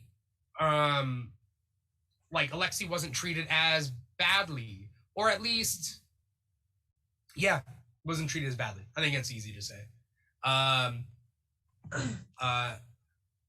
Sylvan says that Dreykov reminds her of Umbridge, and that they're both evils that people face in real life, which makes them more terrifying than the stereotypical superhero villain. You know? I mean, do we have any more? I can see that, especially with like, because especially the opening scene, like there were certain times in the movie, I left the movie with a headache. I left the movie, my eyebrows were like completely tensed up, and I left the movie and I had eaten a whole thing of popcorn, and I had the worst headache of my life when I left that movie. And normally when I leave a movie, I feel exhilarated, but when I left this one, I was just like, because as a woman and as someone who's grown up in the US and as somebody who has to watch the news and see that there are people out there who don't even know me who are trying to make decisions for me, that like the intro, the way that they talked about what happened to their bodies, the way that Dreykov said, oh, like the most, like here's the most, like girls are the most resource that we have in the world, a resource, a thing, not even human, something that they can use. And the fact that there are people out there, real life people who walk by me every day who think that way. And it just kind of made me think of like the actual real life horror of the fact that this happens to women. This happens to women. And there are so many people that don't want to admit it. They don't want to admit that these horrible things aren't just a story. These are things that are happening right now, today. People are passing laws to make sure that this happens to us. And I think what happens when you try to write something but then not go all the way, because writers and producers and filmmakers and people, they're employees. You have to think about it that way. And they don't want to alienate their audience. They don't want the men to go in there and be like, oh my God, I'm so offended. It's not me. Not all men do that. It's like they don't want to hurt their demographic, you know? But for someone who has to live this reality, it's so much more. When you watch this, you realize the horror, and then you also realize that the people behind making it still did not want to point fingers. And it's disheartening because at the end of the day, it's like, you know what's happening, you know what's going on, and you still don't want anyone to take responsibility for it. And it's still horrifying because at the end of the day, it's like you can go home and you can go to sleep and you can be content to know that this will never happen to you. But it could very well happen to me. It could very well happen to my best friend. It could very well happen to any woman that I know. And at the end of the day, that's not going to happen to that white guy named Chris. Exactly. It's like, and I think at the end of the day, where people don't really realize it, it's like, this isn't your reality. This is mine. And it's just, it's scary and it's sad because you still watch these things. It's like, you know what's happening. You have the knowledge, you have all the points, you have the building blocks, and you still won't build the castle. And it hurts. Yeah. And I actually think that's part of the reason that for me, the red dust was an issue. Because we get one line from Yelena earlier that after she smelled the dust and was no longer brainwashed, she wasn't sure who she had been, right? She was struggling with that. But it's one line. And so what we actually see is all of these girls around the world who have been essentially sexually trafficked, and all of these women in the Red Room who have undergone all of these horrors smell this gas and they are fine. They are hunky-dory and they ride in to save the day and they help their other widows. They don't freeze from fear and confusion. They don't run off. They don't decide not to fight the battle because they don't want to get hurt again. They all fly in there, right? And we give Yelena this quest to go around the world and help all those women, because essentially what is happening is a bunch of women who were sexually trafficked, who don't have papers or birth certificates or marketable life skills, are now left out in the cold all around the world, and that's supposed to be our win. As if that's not going to put them into a situation where they get sexually exploited again. And we look at Yelena and we say, well, that will be your quest to solve. You can go around the world and you can fix it all for them. And then we snap her and then we say, now you're going to go after Hawkeye, because this is apparently the more important story. Actually looking at the trauma that these women endured and how lifelong that is and how difficult it is going to be for them to come back from that and to move forward with their lives. We decide that Jeremy Renner is a more interesting option. Again. Yeah. A dumbass revenge plot again. And no, Mr. Directors and producers and filmmakers, fairy dust will not fix this problem. Like, that's the biggest thing, where it's like blowing some dust into a girl's face isn't going to undo decades worth of trauma, Jeremy. They simplified the issue. That's what they did. They simplified the issue. And when you, just like you said, they have no papers, they have no home, they are going to realize that their autonomy, everything was taken away from them. Their names, their bodies, their families, their mothers, their fathers, any siblings they may have had, their reproductive organs, so that they can't even make a choice for themselves what they want for their own body. And you're just going to say that, we fixed it. Here you go, be free. No, be free. No, no.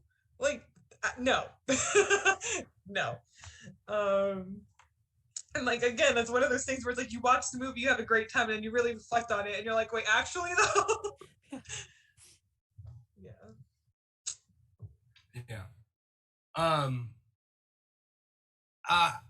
What would you two do different with the movie had you had creative choices, given the parameters that were already in play? Black Widow is going to die. It is being made now. I guess you still have the whole COVID shift and whatever. How would you have done the movie differently? Ideas even. Doesn't have to be a start to end sort of play by play. I don't need a log line and a synopsis and a whole treatment for the script. But what changes needed to be made? I could segue into this better because she's more versed in the comics. So since you do know more about comic Black Widow as well as MCU Black Widow, I think sprinkle the actual valuable fairy dust. Valuable fairy dust. For me, Alexei was an issue. I'm not sure I would have treated Alexei in the same way if I were to do it. I remember the stuff in the plane where he's just consistently gaslighting them made me so uncomfortable I wanted to leave. And I feel like if you make his character less important, then you have more room to tell the parts of the story that matter. I think using and updating the 2004-2005 miniseries in the way that they did and having her break her own nose, all of that stuff is really interesting. And I love that they did that, but I would have liked more after that, to kind of after this battle to wrap up the story. So I think maybe moving that earlier so that you can actually deal with the trauma and how they're going to fix, the trauma that all these girls have been through, how they're going to address that. Somebody had pointed out that in one of kind of the title credit things that there's, Bill Clinton is in the background. And it's this kind of really interesting idea of the role these women have played in history. And it's something that the comics touch on, but never really go far enough in for me either. But I think it would have been nice to see more, or interesting to see more of that as well, to really drive home this idea that politicians are constantly making decisions about women's bodies and constantly using and abusing women and getting away with it. It would have been interesting to see the widows put in some of those situations, and to kind of drive that larger point home. I think some of that gets missed as well. I think you start forgetting about the fact that Dreykov in a lot of ways is a political figure that's doing that to these women. So yeah. Yeah. I'm trying to think of what I would change, because there's a whole retooling of everything that I think that I would do things different, but it sucks having to stick within the parameters. Because I think the general thing we all agree is it should have happened first, or a long time ago, and this should we should have had multiple Black Widow movies. That's going to be my second question. How would we have paced out that Marvel Cinematic Universe from the get-go to allow for better, just better decisions overall?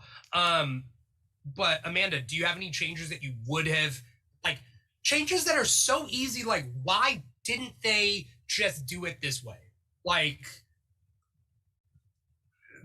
I think there's a good amount of stuff in this movie where it's like, why did we make this choice? You know, again, Alexei is a big problem with that. Also, I mean, the Taskmaster reveal to me could have been done the same way, but better. Also, it was a male stuntman. I just saw it was a male stuntman in the Taskmaster suit. And I wish that it was a female stuntwoman with the padding to make her look male to kind of get that. I just feel like it would move, like the character would move differently. And because I think it's just easy to be like, oh, it's been this male body this whole time. Take off the mask. It's Olga's face. And then great, she puts the mask back on. It's a male stuntman. Like, I don't know. Yeah, but Amanda, do you have any? I think one thing that would have helped the movie a little bit, because there's one thing I keep thinking about, the word pacing, just pacing, because there were some parts where they were valuable parts, but they also dragged a little bit.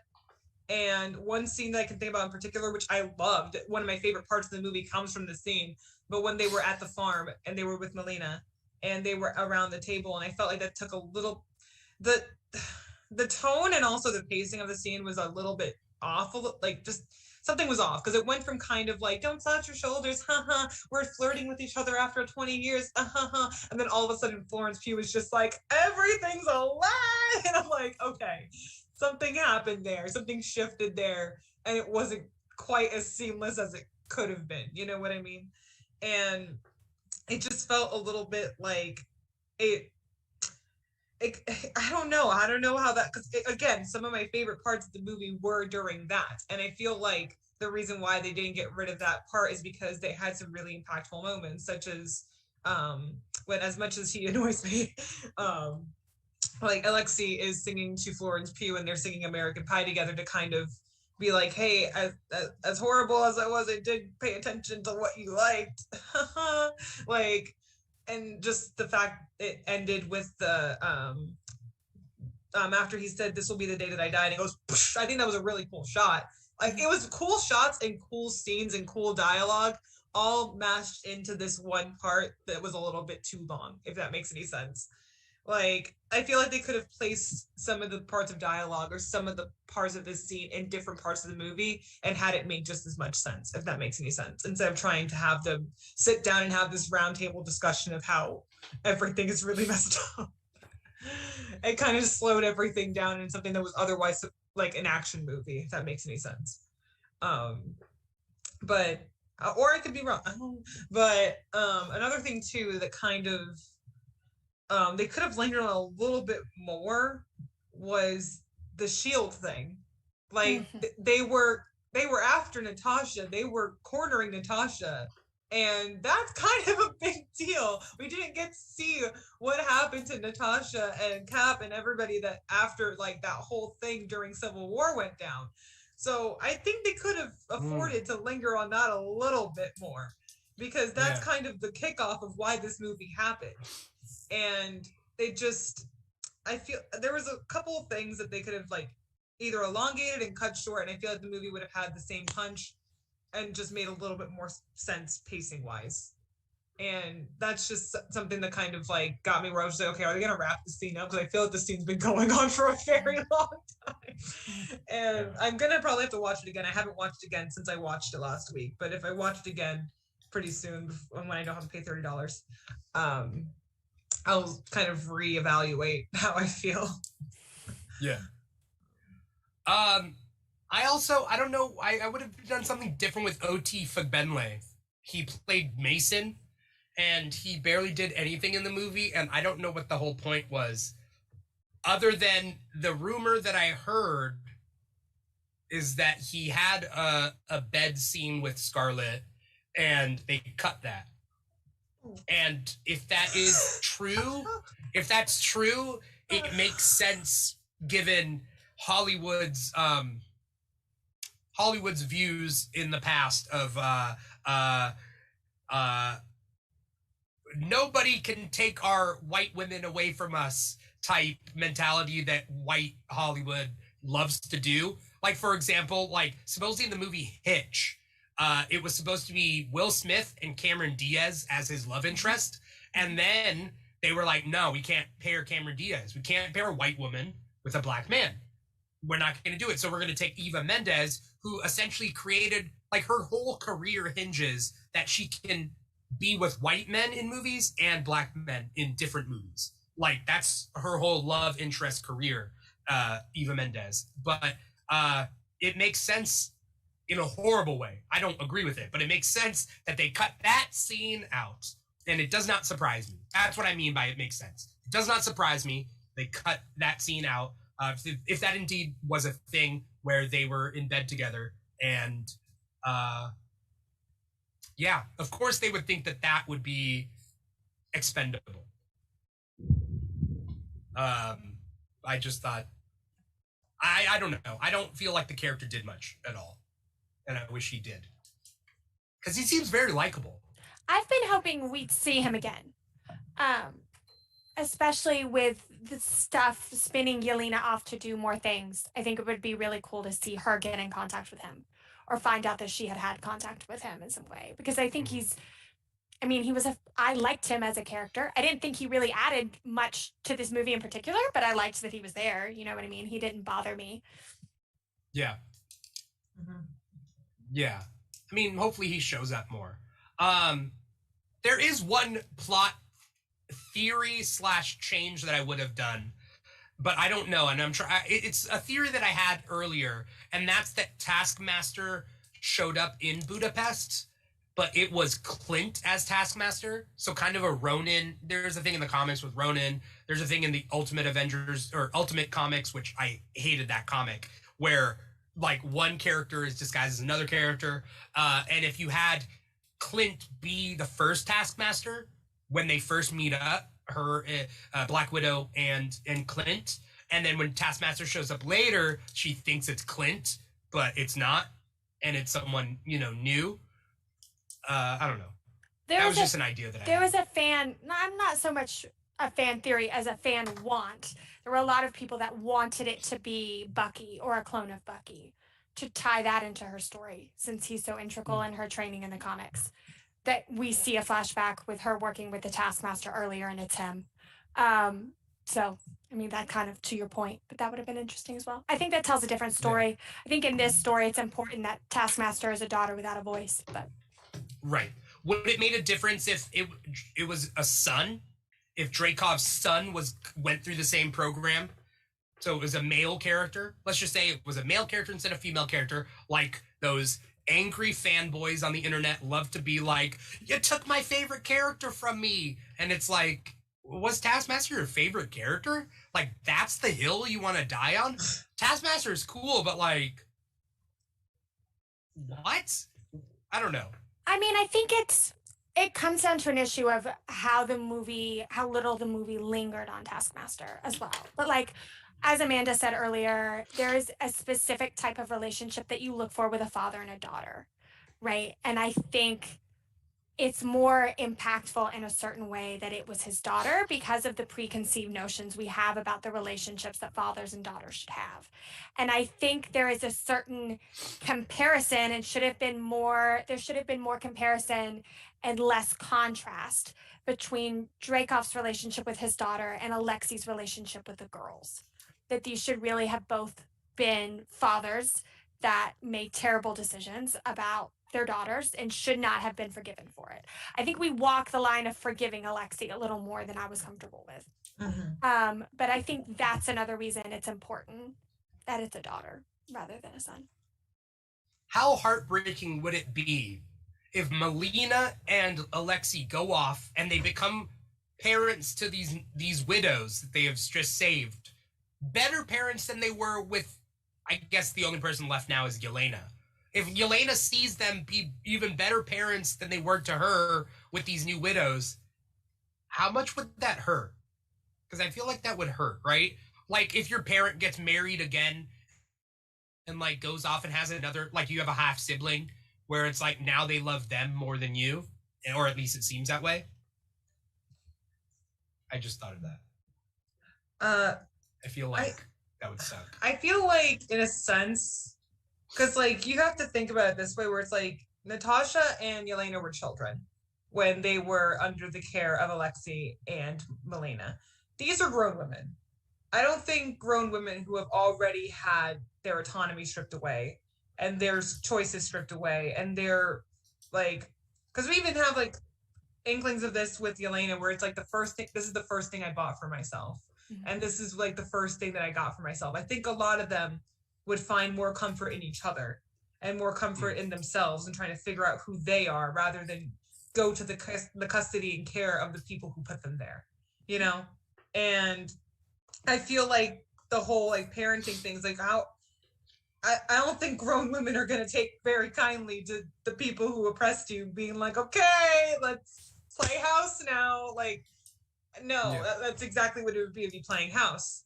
And I think it'd be more impactful for these women to like go forward together and go forward in their journey of self-discovery and what it means for them to be themselves and alive after this horrible traumatic thing that has happened to them, and what they are going to choose for themselves rather than be under the care of someone else.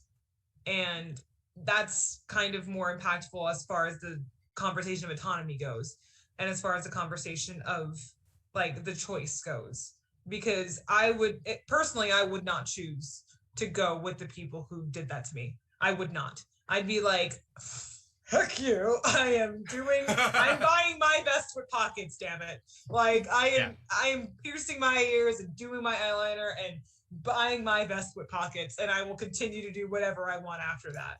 And I don't need you or anyone else to tell me what to do. And the only people that I would want in my circle, at least during recovery, would be the ones that went through it with me. And I would not invite the people who did that to me back into my life. I would want to get as far away from them as possible. So where do you see Alexei going? Does he clean up his act? Does he try to become more like Captain America in a way? Does he clean himself up and try to be the Red Guardian? I know it's not Alexei's story. I'm just saying, because they were hinted to continue. Melina and Alexei were hinted, or at least in an article, that they could pop up later. I don't think Alexei would ever clean up his act.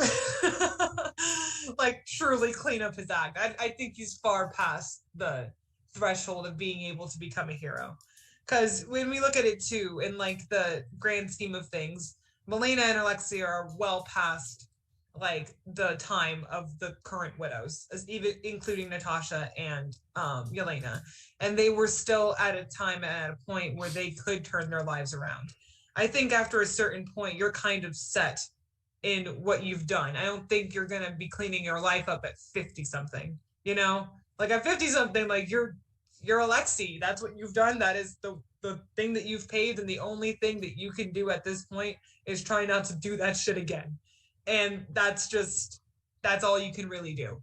And as far as Natasha, where she had the whole clearing the red in her ledger thing, where it's like you had the time to do that. You had over a decade to be able to do that. You were in your 20s when you were recruited by the Avengers.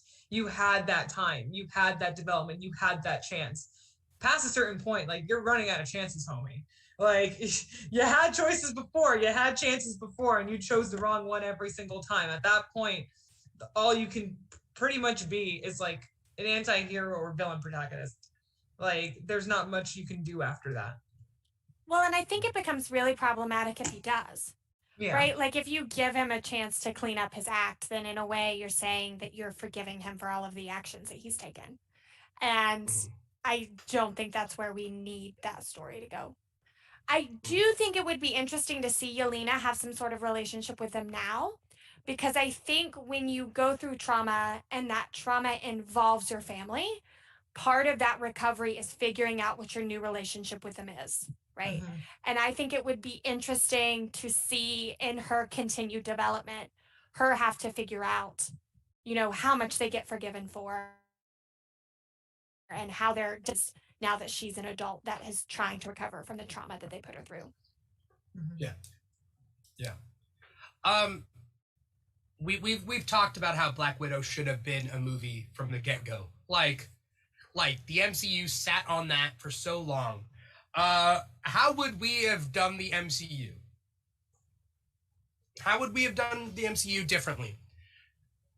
Giving Black Widow her solo film or films, Avengers movie lineups, like how much does this ripple? Like, do you just give Black Widow her solo films and just insert them and then it's hands off at that point? Or do you make her play a bigger, better role in the MCU as a whole? Let's see. I'm looking at like the official MCU lineup right now because like I want to like put where to put this, if that makes any sense. Yeah. Because I kind of know where I want to put it, but I want to remember what came before and what came after. You know what I mean? Right. Why is oh my god, I just saw the old ass Hulk. Let's see. Because I definitely would put it after Avengers. I'd put it after Avengers. Okay. And hold on. The Avengers, Iron Man 3, Thor the Dark. I think it should have been either after the Avengers or after Iron Man 3. And at the very latest, it should have been after Captain America, the Winter Soldier. Because would you okay. Because here's the thing, why the hell did we get Thor the Dark World before we got Black Widow? But I scratch that. I think at the latest it should have been after Iron Man 3 instead of after the Winter Soldier, because we see it now again in the Winter Soldier. So it's like it definitely should have been at least at the start of her trilogy should have been like 2013, 2014. And it should have concluded now. Like we should have had either an origin story, or we should have had even if they weren't ready to do a solo film, they should have had the Budapest. They should have had her and Clinton Budapest. If they were not ready to trust fans to be able to go see a woman-led film without losing their minds, like if y'all really couldn't trust it, guys, you could have stuck her with Clint. Because apparently Clint is what people want. So like we could have. Everybody wants that Jeremy Renner. You know what I mean? You know that Jeremy Renner cinematic magic that we all think about when we close our eyes and we think about Jeremy Renner and his effect on cinema. Him picking up the like smell it. Arrows. Yeah. Like, I feel like she's lacking that. We should have gotten if they weren't ready to let us have just a singular Black Widow movie, we should have gotten Budapest. And that should have been after Iron Man 3. If at the earliest. I mean at the latest. Like a SHIELD movie? Yeah. And we should have gotten probably the second one. Let's see what came out around that time. We should have gotten the second one. Because at this point, I don't know if it would have been it would have had to be. The first one obviously would have been a prequel. The first one would have obviously been before the events of the Avengers. But oh god, we got so much stuff in the. When it comes out all like when you see it coming out as it's coming out, it's not as big as you think it is. And then when you look back at the list, you're like, oh my god, I really just sat down and just watched all of that. I think we should have gotten the second one after Age of Ultron. We should have gotten the second one either before or after Age of Ultron. And I feel like that one should have been like, because it's hard, because if they weren't going to get, because they weren't going to give her an origin story.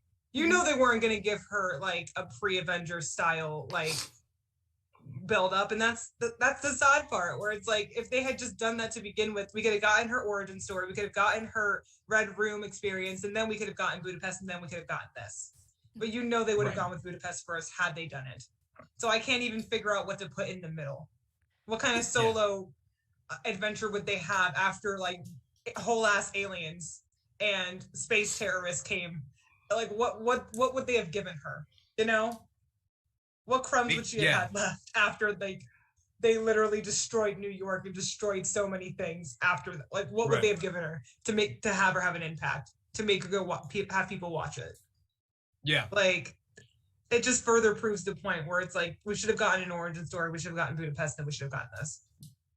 But they would have had a sticker with a guy first to make it marketable. Yeah. And it's just annoying. Yeah. Okay. Alexis, do you have any ideas? I mean, you know what my answer is going to be.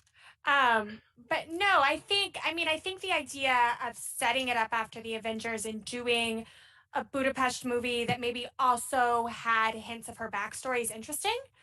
To set it up that way as a Shield origin, to somehow leave that movie so that she's in a place that the events in Iron Man 2 make sense.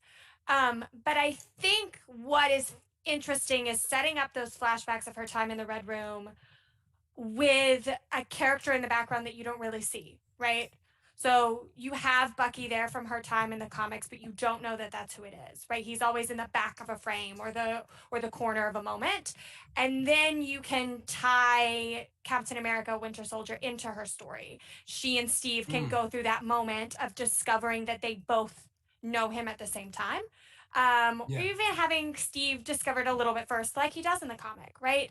And then having Natasha in this position where she knows, who he is and he remembers her, and where do they go from there? And I actually think that sets up everybody's relationships in Civil War to be far more interesting. And that you can actually have a conversation in Civil War then about the Sokovian Accords and what government oversight means, rather than just having a conversation about Bucky. So I think that would be the comic tie-in that I would want. I would want those moments to be able to tie that movie into her story a little bit better. Yeah. Also, kind of like segueing off topic, does Captain America: Civil War feel like an Avengers movie to you? Because it feels like one to me. It never seemed like a Captain America movie to me. Like every single time, like I catch myself accidentally calling it an Avengers movie, and I'm like, no, it's a Cap movie. But literally everyone is here, and we introduce Spider-Man, and okay, Marvel, I guess it's a Captain America movie. That's what you sold it to me as. Yeah. But it always felt like an Avengers movie. And then Age of Ultron oddly did not. Like, it felt very weird. Like, I don't know how they made one Captain America movie feel like an Avengers movie and an Avengers movie not feel like an Avengers movie. Yeah. I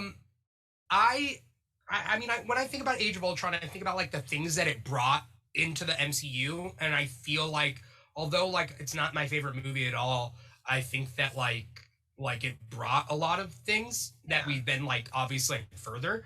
But there are certain movies that I care nothing about. I don't know who I've said it to. I don't like Doctor Strange didn't have to exist. Like, not his character. His character, you could have introduced him in Thor Ragnarok like you did. You could have then had him like pop in Avengers Infinity War. Essentially, why couldn't we treat Doctor Strange like we treated Black Widow in Iron Man 2? You know what I mean? And when you think about it that way, like, it really points out like, no, they just didn't care. They just did not care. You could have had Doctor Strange be like, I'm your doctor, and like then he has magical powers. That would have been the same thing that they did to Black Widow in Iron Man 2. Why did we get that? So I would have taken Doctor Strange as a solo movie completely out of. We didn't need it. We didn't need it. And then like Iron Man 3, we also didn't need. I don't care. I would get rid of Iron Man 3 more so than Iron Man 2. Iron Man 2 at least leads up to Avengers.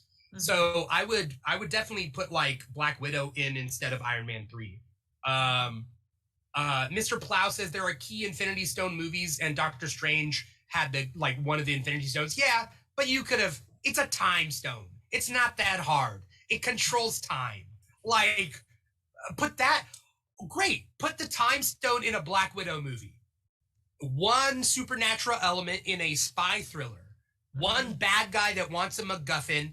He can control time, and with time, control people. Great. Now we can explore more concepts. Like, I mean, we gave Red Skull the Tesseract. Like, we can give another Nazi the time thing and then have Black Widow fight him. Like, well, and I think if you put the time stone in a movie with Black Widow or Bucky, then those are two characters who are going to be in some level tempted by that choice. What do they do if they change time? Like Bucky in the comics, he gets tempted to go back in time and he decides not to because he doesn't know how it will affect things. And I think that's actually would have been a really interesting part of their story. And it's foreshadowing because time travel is literally the reason why Black Widow dies. Like Very going back in time and going to Vormir and getting the freaking Soul Stone from Red Skull. That's literally the reason she dies. So having the time stone in a Black Widow movie would have been hella foreshadowing. Like if you really, really, really wanted to yeet her off a cliff that badly, at least make it interesting. Like that's the thing. It's like they could have done so much. And instead we just get like Stephen Strange not being good enough for Rachel McAdams. Okay, fine. And like I understand but the multiverse of madness, you couldn't have. I'm pretty sure you didn't have of course you have to have Doctor Strange in it, but I'm pretty sure it didn't have to be Doctor Strange in the multiverse of madness. It could have been something else in the multiverse of madness. Like we literally had a god of Asgard be the one to open up the multiverse. Like we did. Things didn't need to go the way they thought they needed to go. They could have had so many different avenues. And even if they thought that a solo woman movie would not hit big, they could have had, it's not that big, I wouldn't do this, I wouldn't love this, but if they did it, it was have Robert Downey Jr. have 15 minutes in a Black Widow movie. Just to assuage them to be I guess we'll greenlight it. I think that, they just did not care. Right? They just didn't care. But, it's a shame. It's a shame, and it's something that, I've said before. It's I'm a huge X-Men fan, and Fox was messing up the X-Men, and it sucked so much. But then when I realized that, the goal is the MCU gets it, they can do it better. Hopefully, I still have hope that the MCU will take the X-Men and do them better to the way that I would like them to do it. And there's still a hope that's in the future that, they will take these characters that I love. But if you love Natasha, it's over. Yelena, we're just we fridge this one girl, but we're going to try to make it better by giving you another one. We can't have them both at the same time. Heaven exactly. forbid. That's the thing that gets me upset, where it's so you couldn't have had both of them. You had to get you did not because at the end of the day, I'm gonna be completely honest with you, the only reason I'm watching the Hawkeye series is so that I'm not out of the loop. If the only reason I'm watching this series is so I know what the hell's going on and one that I care about, you already failed. You already failed a part of your audience. Because I'm not watching it because I'm really excited to see Jeremy Renner pick up some arrows. I'm only watching it so that I know what the hell's going on later. And that shouldn't be the reason why I'm watching something. I should be excited as a consumer, as someone who has been watching this for over a decade. That my only reason for watching something shouldn't be just to know what's going on later. Your series shouldn't be a filler episode. And it wouldn't have had to be had you not gotten rid of one of the most interesting characters that we had. Because I would have ate a Black Widow series. I would have ate it. They would have been able to do so much. They would have had a whole episode dedicated to the Red Room. They could have had a whole 45 minutes of Natasha's backstory, and I would have ate that. But we're gonna get Clint and his toddler and some arrows, and I don't care. It's not his toddler. Just so you know. Oh well, one of them's a toddler. Somebody's a toddler. So. I like Haley Steinfeld. She will be playing Kate Bishop. I am looking forward to that. That being said, again, Clint should have died on Vormir. Clint should have died. And, Scarlett Johansson, Natasha should have continued, and she didn't. And I forget what else I was gonna say, but I don't know. She could have been a great teacher. A great teacher, a great mentor, and we didn't get that. We could get to watch Clint pick up some more arrows on the battlefield. Well, and the problem they're running into, I think, in future properties as well, is that like all your mentors are ending up being men because you didn't have the women. Yeah. So like then you're having all of these men introduce young female prodigies, which starts to become a little problematic. And I think that's what the Hawkeye show is set up to do, right? And it would be a far more interesting story if you had left women around to be able to mentor. Right. I am looking forward to Miss Marvel and the way Captain Marvel and Monica Rambeau are going to play a part either in the Miss Marvel show or the Marvels, sequel movie. But no, bringing up like Black Widow having her own series, you could have gone full ham on the Winter Guard. The Winter Guard is the Russian Avengers. It's their superhero team. The Guardian, Red Guardian is on it. Ursa Major is on it. A bunch of other just randos. We could have got like a bunch of just like the Guardians of the Galaxy treatment, but for Winter Guard, just made them all just like crazy, ridiculous people and characters. We could have had that, and you've now cut off the portion of the storytelling now, right? And again, Hawkeye doesn't add to the storytelling. He doesn't. Jeremy Renner's Hawkeye doesn't add anything to the storytelling. You could take him out and I wouldn't notice. That's sad. Like, and here's the thing too, it's like they don't have an excuse either. They don't have an excuse because they just introduced a multiverse. They tried to make an excuse in Endgame where Bruce was like, I tried to snap her back, it didn't work. Like, they could have retconned that. No. They could have retconned that. Yes. They could have brought Natasha back to whistle at the end of Black Widow. They could have just been like, and then the Hulk brought her back. That's it. Jonah Jameson from the Sam Raimi trilogy in a Spider-Man movie. We're gonna have Dr. Octopus. We have people from whole ass different companies. Yeah. Yeah. In the MCU, and y'all can't bring back Natasha. Y'all can't bring back a variant of Natasha. We have variants now. We have Loki came back again. Like, right. Why can't you bring back Natasha? What is the reason? You're just trying to make up reasons why you can't bring her back. If ScarJo's on board, what's the problem? I think they would rather bring 15 Jeremy Renners in before they bring Scarlett Johansson. We'll have a Hawkeye variant from every universe we didn't want to think of. Right. Oh no. Let's not open up that door. Oh no. Nightmare. And what sucks is I don't want to make fun of Hawkeye because I like Hawkeye in the comics. So I keep hoping he's going to be better, but like Jeremy Renner is horrible. Like, why? I swear to God, if I see a Hawkeye variant and not a Natasha variant, I'm off. It's going to happen. Somebody owes Jeremy Renner something. Like, he has somebody, like... He's got dirt on someone. Yeah. Yeah. If I have to see more than one Jeremy Renner on my screen, I'm gonna lose my mind. Oh God. There's literally no excuse now. You opened up a multiverse. There's alternate timelines. Y'all can't find one Natasha. Where are they? Well, and variant Natashas are so interesting because of the trauma. Yeah. Like you get them all at different times. Yeah.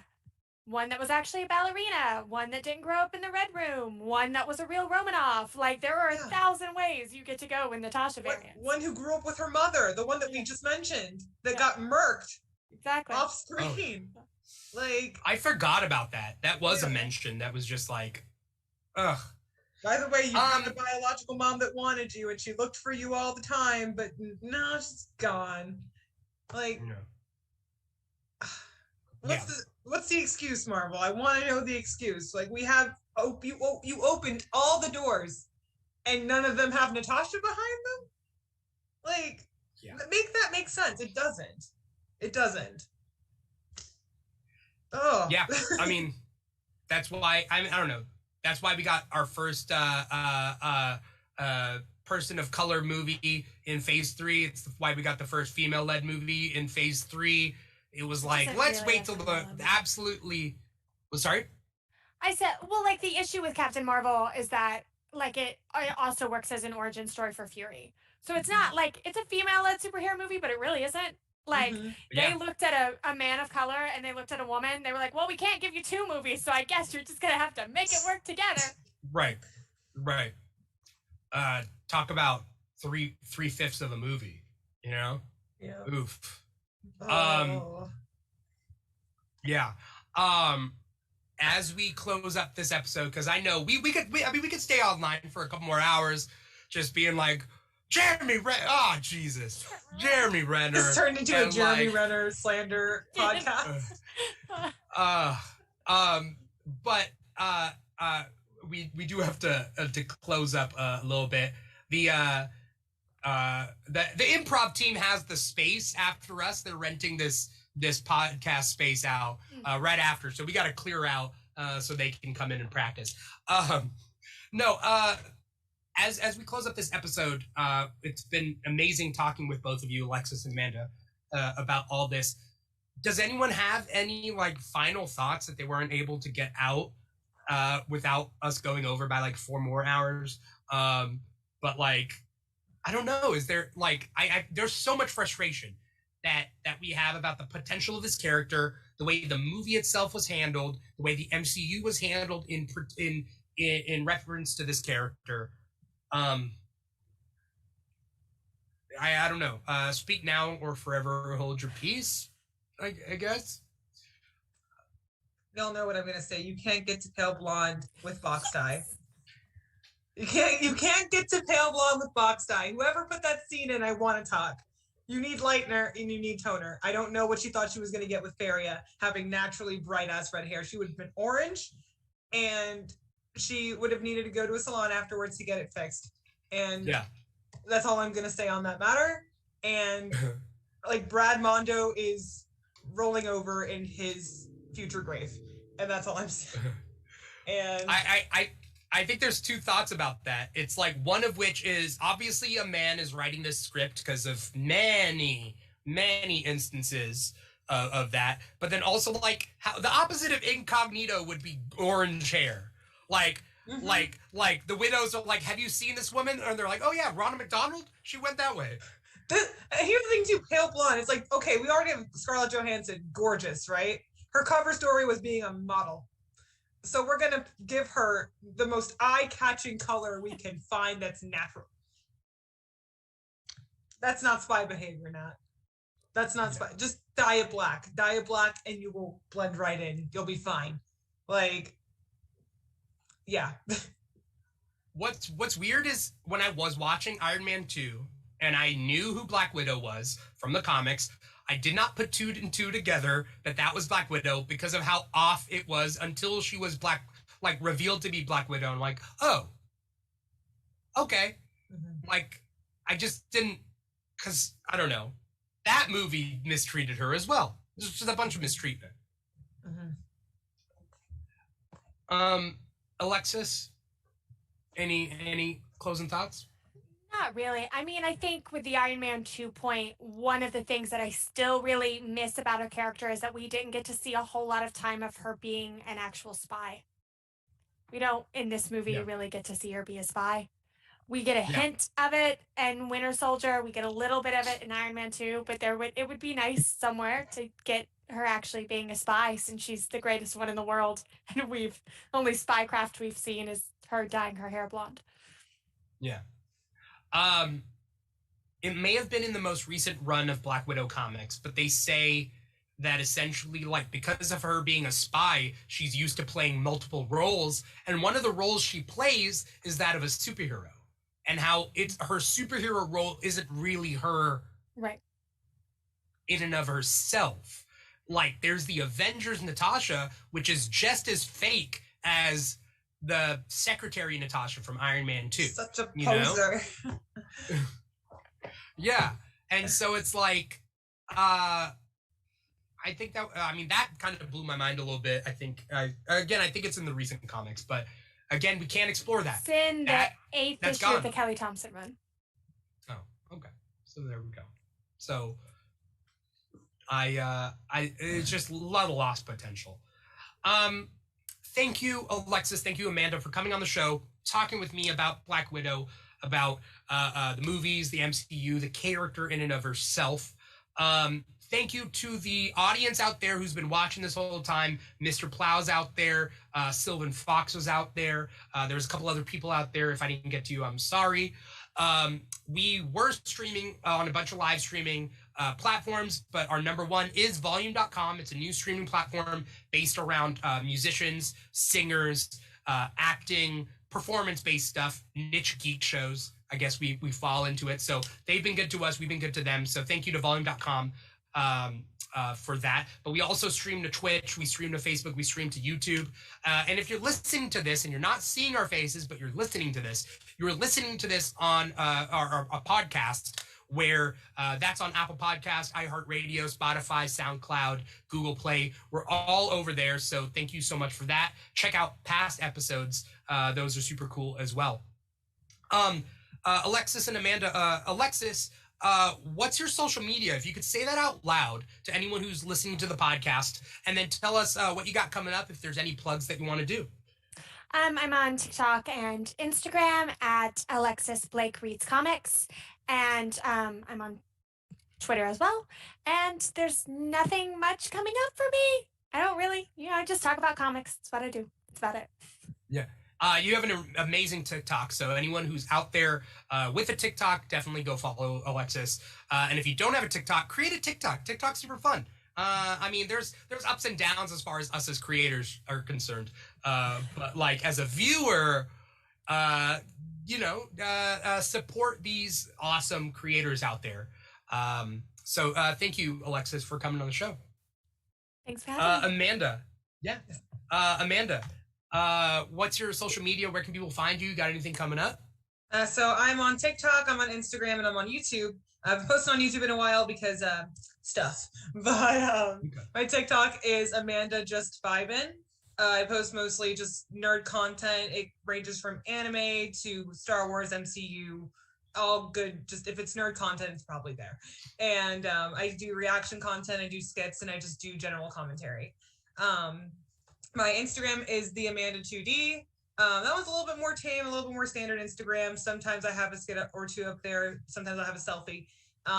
And then Instagram story, just anything. And then my YouTube is Amanda Castrillo, Castrillo, just my name. It's very basic. And that's where I just normally post my compilations of things and just a kind of condensed of what my TikTok is. And yeah, and as far as anything coming up, I am just doing some personal projects on the side that I'm like kind of breadcrumbing, but also not like completely releasing until they're ready for human consumption. And just gonna be going on with doing my skits and everything that I normally do on my TikTok page. Awesome. Amanda, yours is another TikTok that I'm a big fan of. And again, anyone who is not on TikTok, hop on TikTok and go follow Alexis and Amanda on their respective TikToks, because they're definitely worth following. If you are watching this, you may already be a fan of The Keeg, so follow us at The Keeg Show on TikTok and on Instagram. Those are our two big social media stuff that I'm trying to update more and more often. But if you want to know our schedule for our multiple shows that we have coming up, definitely follow us there on that. This is The Keeg Live. We were talking about a different geek discussion every other geek week. So in 2 weeks, we're going to be talking about Jungle Cruise and like the Disney ride movies that have come out in the past, whether they're good or bad or whatever. We're going to definitely be talking about that. So stay tuned in 2 weeks for us to do that. In the meantime, we have Comic Talk on Thursday nights and the Keeg back on Friday nights. And then when What If starts, we're going to do the What If after show. So definitely stay tuned. You can follow us on Instagram at The Keeg Show. And we're going to, you can stay tuned to what our schedule has there.